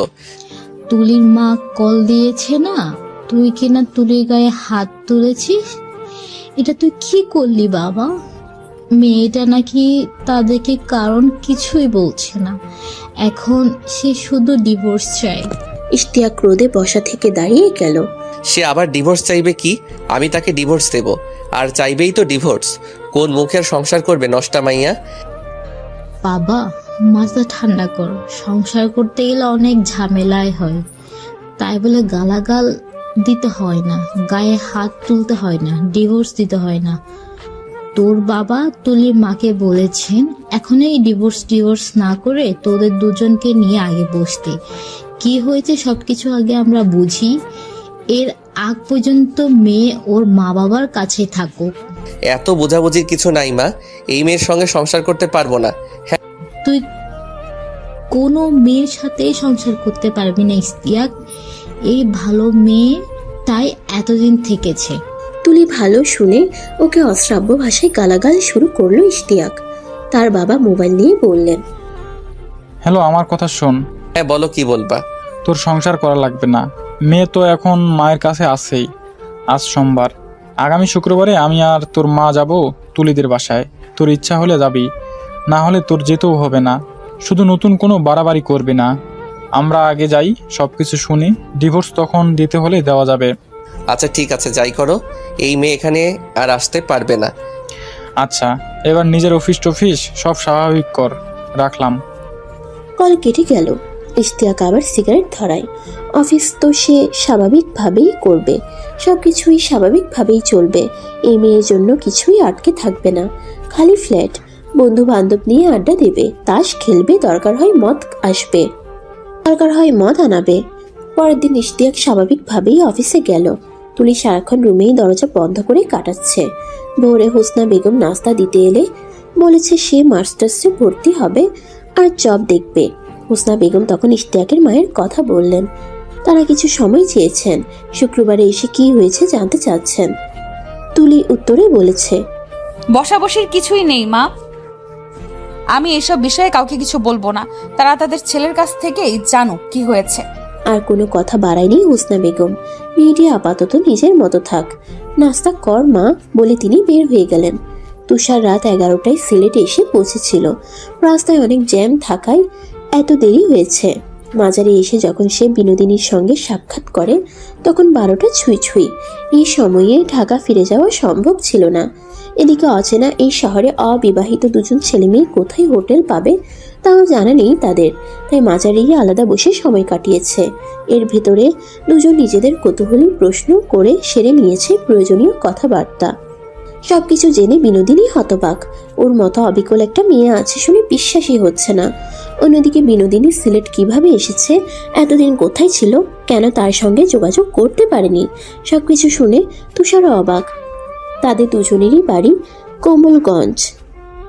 তুষার মুসলিম, বিনোদিনী হিন্দু। ওর বাবা স্কুল শিক্ষক। তুষার বিনোদিনী একই স্কুলে পড়তো। তুষার ছিল ওর 2 ক্লাস উপরে, কিন্তু পাশাপাশি বাড়ি হওয়ায় একই সঙ্গে যাওয়া আসা হতো তাদের। সেই থেকেই ধীরে ধীরে তাদের প্রেম হয়ে যায়। উঠতি বয়সের এই প্রেম এক সময় গড়ায় শারীরিক সম্পর্কে। কিন্তু বছর কয়েক আগে থেকে গ্রামে হিন্দু মুসলিমদের মাঝে সাম্প্রদায়িক হাঙ্গামা শুরু হয়েছে ক্ষমতার লড়াই, একে অন্যের প্রতি হিংসা বিভেদ। বিনোদিনীর বাবা এই গ্রামের স্থায়ী বাসিন্দা ছিলেন না। স্ত্রী থাকতেন সিলেট আর তিনি কোমলগঞ্জ থেকে শিক্ষকতা করাতেন। কিন্তু একটা সময় এই গ্রামেই স্ত্রীকে এনে ঘরবাড়ি করে বসবাস শুরু করেন। কারণ গ্রামে নিজের সম্প্রদায়ের প্রচুর মানুষ আছে, সবার সঙ্গে মিশে গিয়েছিলেন অনেক। কয়েক বছর থেকে হিন্দু মুসলিম ছেলে মেয়েদের প্রেম নিয়ে 2 ধর্মাবলম্বী লোকই বিরক্ত। এসব নিয়ে কিছুদিন পর পর 2 গোত্রে ঝামেলা হয়, বিচার আচার হয়। তাই যখন তুষার আর বিনোদিনীর বিষয় ছড়িয়ে পড়ে এবং তুষার বাড়াবাড়ি শুরু করে, তখনই হিন্দু সম্প্রদায়ের লোক বসে সিদ্ধান্ত নেয় তারা এখন থেকে এসব মিলেমিশে প্রতিরোধ করবেন।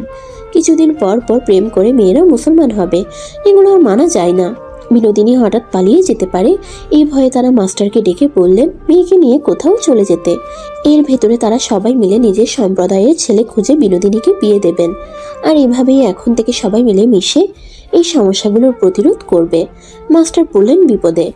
একদিকে স্বজাতির চাপ, অন্যদিকে মেয়ে। তাছাড়া বিনোদিনীকে এখান থেকে নিয়ে যাবেন কিভাবে? অনেক ভেবে ওর খাবারে ঘুমের ওষুধ দিলেন। ঘুমানোর পর মুখ হাত বেঁধে রাতেই গাড়ি করে গ্রাম থেকে সিলেট নিয়ে যান। সিলেট ওনার ভাই চা বাগানে থাকে।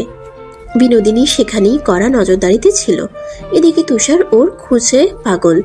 বিনোদিনীর কোনো খোঁজ নেই, পাগল হয়ে ঘুরে।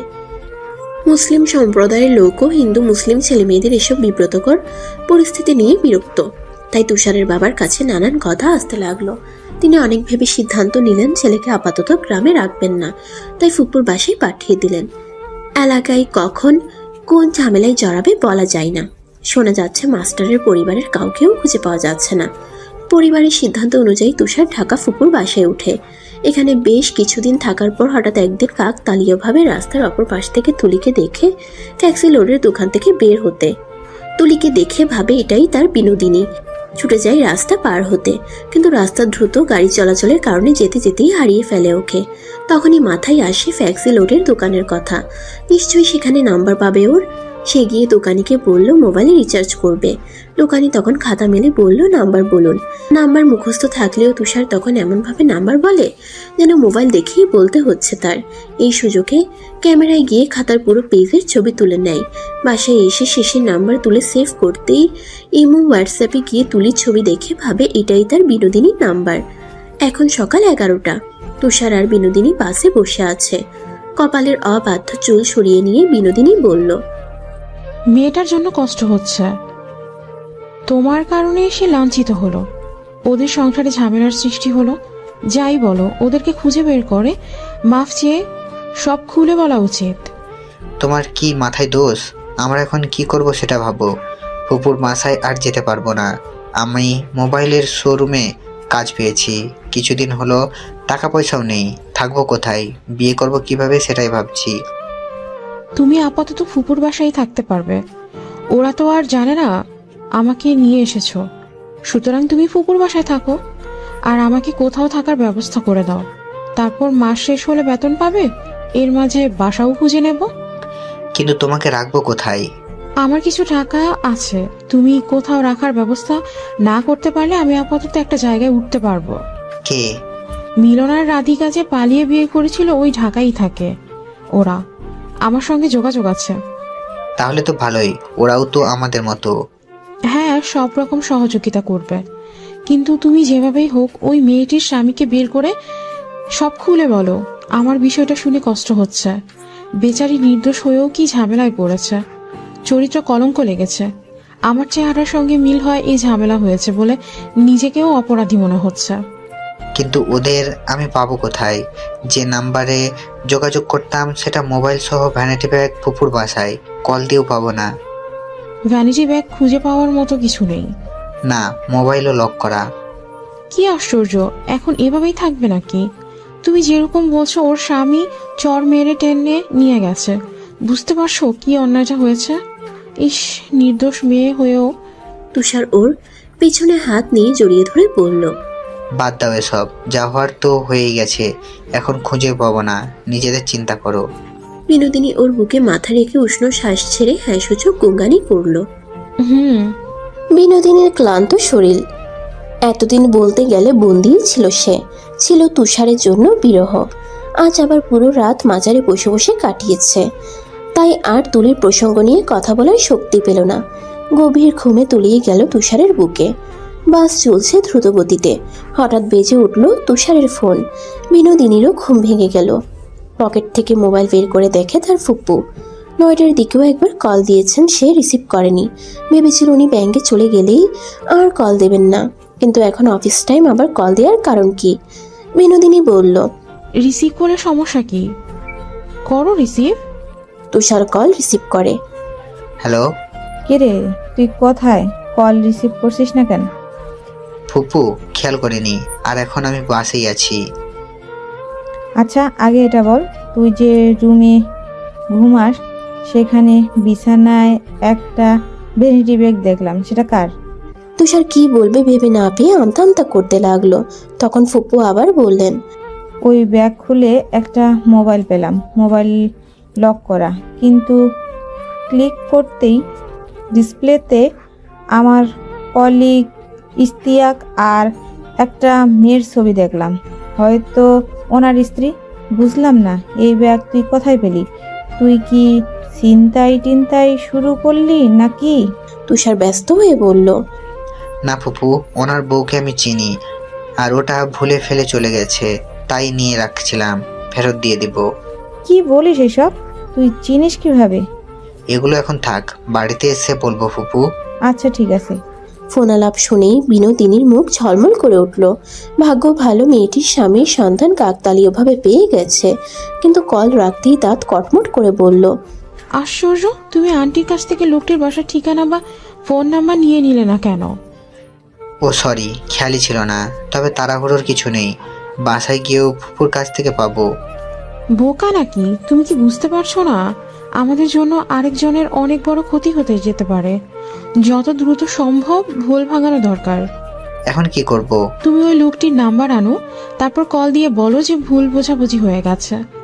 তুমি যাকে ভালোবাসো ওর চেহারা অবিকল ওনার স্ত্রীর মতো। আচ্ছা ঠিক আছে। তুষার আবার ওর ফুপ্পুকে কল দিল, কিন্তু রিং হয়ে কেটে এলো। উনি ব্যস্ত হয়তো এখন। তা হবে নি। আচ্ছা দেখো ব্যাক করেন কিনা। তারা 5টার দিকে ঢাকা এসে পৌঁছে। মহাখালী বাস স্টেশনে নামতেই কল এলো তার ফুপ্পুর। ফুপ্পু কল ব্যাক করেছেন। রিসিভ করো। তুষার কল রিসিভ করলো। হ্যালো ফুপু। হ্যাঁ বল। তখন ব্যস্ত থাকায় ধরতে পারিনি। তোমার এই কলিগের নাম্বারটা দাও তো, টেক্সট দিয়ে। ঘটনা কি বলতো? এই লোকটাকেও আজ ব্যাংকে দেখলাম চোখের নিচে কালো হয়ে গেছে, সারাক্ষণ কালো মুখ করেছিল, অফিসে কারো সঙ্গে কথাও বলেনি। তেমন কিছু না ফুপু, পরে বলবো, এখন নাম্বার দাও। আচ্ছা দিচ্ছি। তিনি নাম্বার দিলেন টেক্সটে। চলো কোনো রেস্টুরেন্টে বসি, নাস্তা করতে করতে কল দেয়া যাবে। হ্যাঁ আচ্ছা চলো। দুজনে পাশের একটা রেস্তোরাঁয় গিয়ে হাত মুখ ধুয়ে বসে। তারপর সবকিছু খুলে বলে। সবকিছু বুঝে ইশতিয়াক বুঝতে পারলো যে সে অনেক বড় ভুল করে ফেলেছে। তারপর সে তুলির কাছে যায়। অনেক কিছু বোঝানোর পরও তুলি অনেক মানছিল না। তারপর ইশতিয়াক নিজের ক্ষতি করে। চলেন শুনে আসি। এখন কেমন লাগছে বাবা? অনেক ভালো মা, হাত কাটার আগে থেকে এখন ভালো আছি। কথাটা শুনেই তুলি মনে মনে লজ্জা পেল। এরকম কথা মা বাবার সামনে কেউ বলে বুঝি? ওরা সবাই কথা বলে বের হয়ে গেলেন। তুলি ঠাই দাঁড়িয়ে আছে, থুতনি বুকের সঙ্গে লাগিয়ে মেঝেতে চোখ। ভীষণ লজ্জা লাগছে। আমি তো উঠতে পারবো না। কোনো সমস্যা না থাকলে চেয়ার টেনে পাশে এসে বসো। সমস্যা থাকবে কেন? ইশতিয়াক মুচকি এসে বলল, কোনো সমস্যা নেই। হুম, বাম হাত কাটায় সত্যি ভালো হয়েছে তাহলে। বাজে কথা একদম বলবেন না। আপনি হাত কেটে ঠিক করেননি। আচ্ছা তুমি তো আগে পাশে এসে বসো। তুলি গিয়ে পাশে বসে ওর কপালে হাত রেখে বলল, সরি। তুমি সরি বলছো কেন? তুলির চোখে জল টলমল করছে। এমনি। ইশতিয়াক মুচকি এসে বলল, আমি কিন্তু পুরোপুরি সুস্থ, শুধু রক্ত দিচ্ছে বলে এরকম পড়ে থাকতে হচ্ছে। তুমি একটু কপাল এগিয়ে আনবে। তুলি লজ্জায় লাল হয়ে গেল। আজ যেন প্রথম রাতের মতোই লজ্জা পাচ্ছে সবকিছুতে। সে কপাল দিয়ে ইশতিয়াকে ঠোঁটে স্পর্শ করালো। তুলির কেমন বিব্রত বোধ হচ্ছে, তাই আমতা আমতা করে বলল, আমি এখন যাই। না, আমি একা শুয়ে থেকে কি করব, তুমি থাকো। আচ্ছা। বিনোদিনী, দেখলাম মা ডাকে আম্মুকে, তোমাকে ডাকে আপু আপু মনে হচ্ছিল যেন তোমাদের পরিবারের কেউ। তুলি মুচকি এসে বলল, হ্যাঁ, সে আমার আপন বোন, ছোটবেলায় হারিয়ে গিয়েছিল। ওর নাম কলি। আরে কি বলো, সিনেমাটিক ব্যাপার দেখছি। যাক ভালোই হলো এই ভুল বোঝাবুঝি থেকে। তুলি ঠোঁট টিপে হাসলো। ইশতিয়াক মুগ্ধ হয়ে তাকিয়ে বলল, দেখে মনে হয় কামড় দেয়া যাবে, কিন্তু দেয়া যায় না। তুলি চোখ পাকিয়ে বলল, ডিমের কুসুমে কামড়? ধ্যাৎ, অসুস্থ অবস্থায়ও আপনার ফাজলামও যায়নি। পরিশিষ্ট। ইশতিয়াক হসপিটাল থেকে সোজা চলে যায় তার মা বাবার কাছে। তারা সেখানেই এখন থেকে থাকবে, সংসার করবে। তুষার তার ফুপুদের নিয়ে কলিদের বাসায় যায়। তুষারের ফুপু ইশতিয়াকের অফিসেরও কলিগ। সেখানে কলির আগের বাবা মাও উপস্থিত হন। সবাই মিলে তুষারের ফুপুকে বুঝিয়ে বলেন ওর আসল পরিচয়। ওনার বেশ পছন্দ হয়েছে সব কিছু জেনে। দেখে বাসায় গিয়ে ভাইকে ফোনে সবকিছু খুলে বলেন। ওরাও রাজি হয়ে যায়। তারপর এখানে বিয়ের দিন তারিখ ঠিক করেন এসে। তুষার আর কলির বিয়ে হবে আগামী শুক্রবারে। তুষার এবং তার বাবা মা ঢাকায় আছেন। শুক্রবারে বিয়ে শেষে কনে নিয়ে একেবারে কোমলগঞ্জ যাবেন।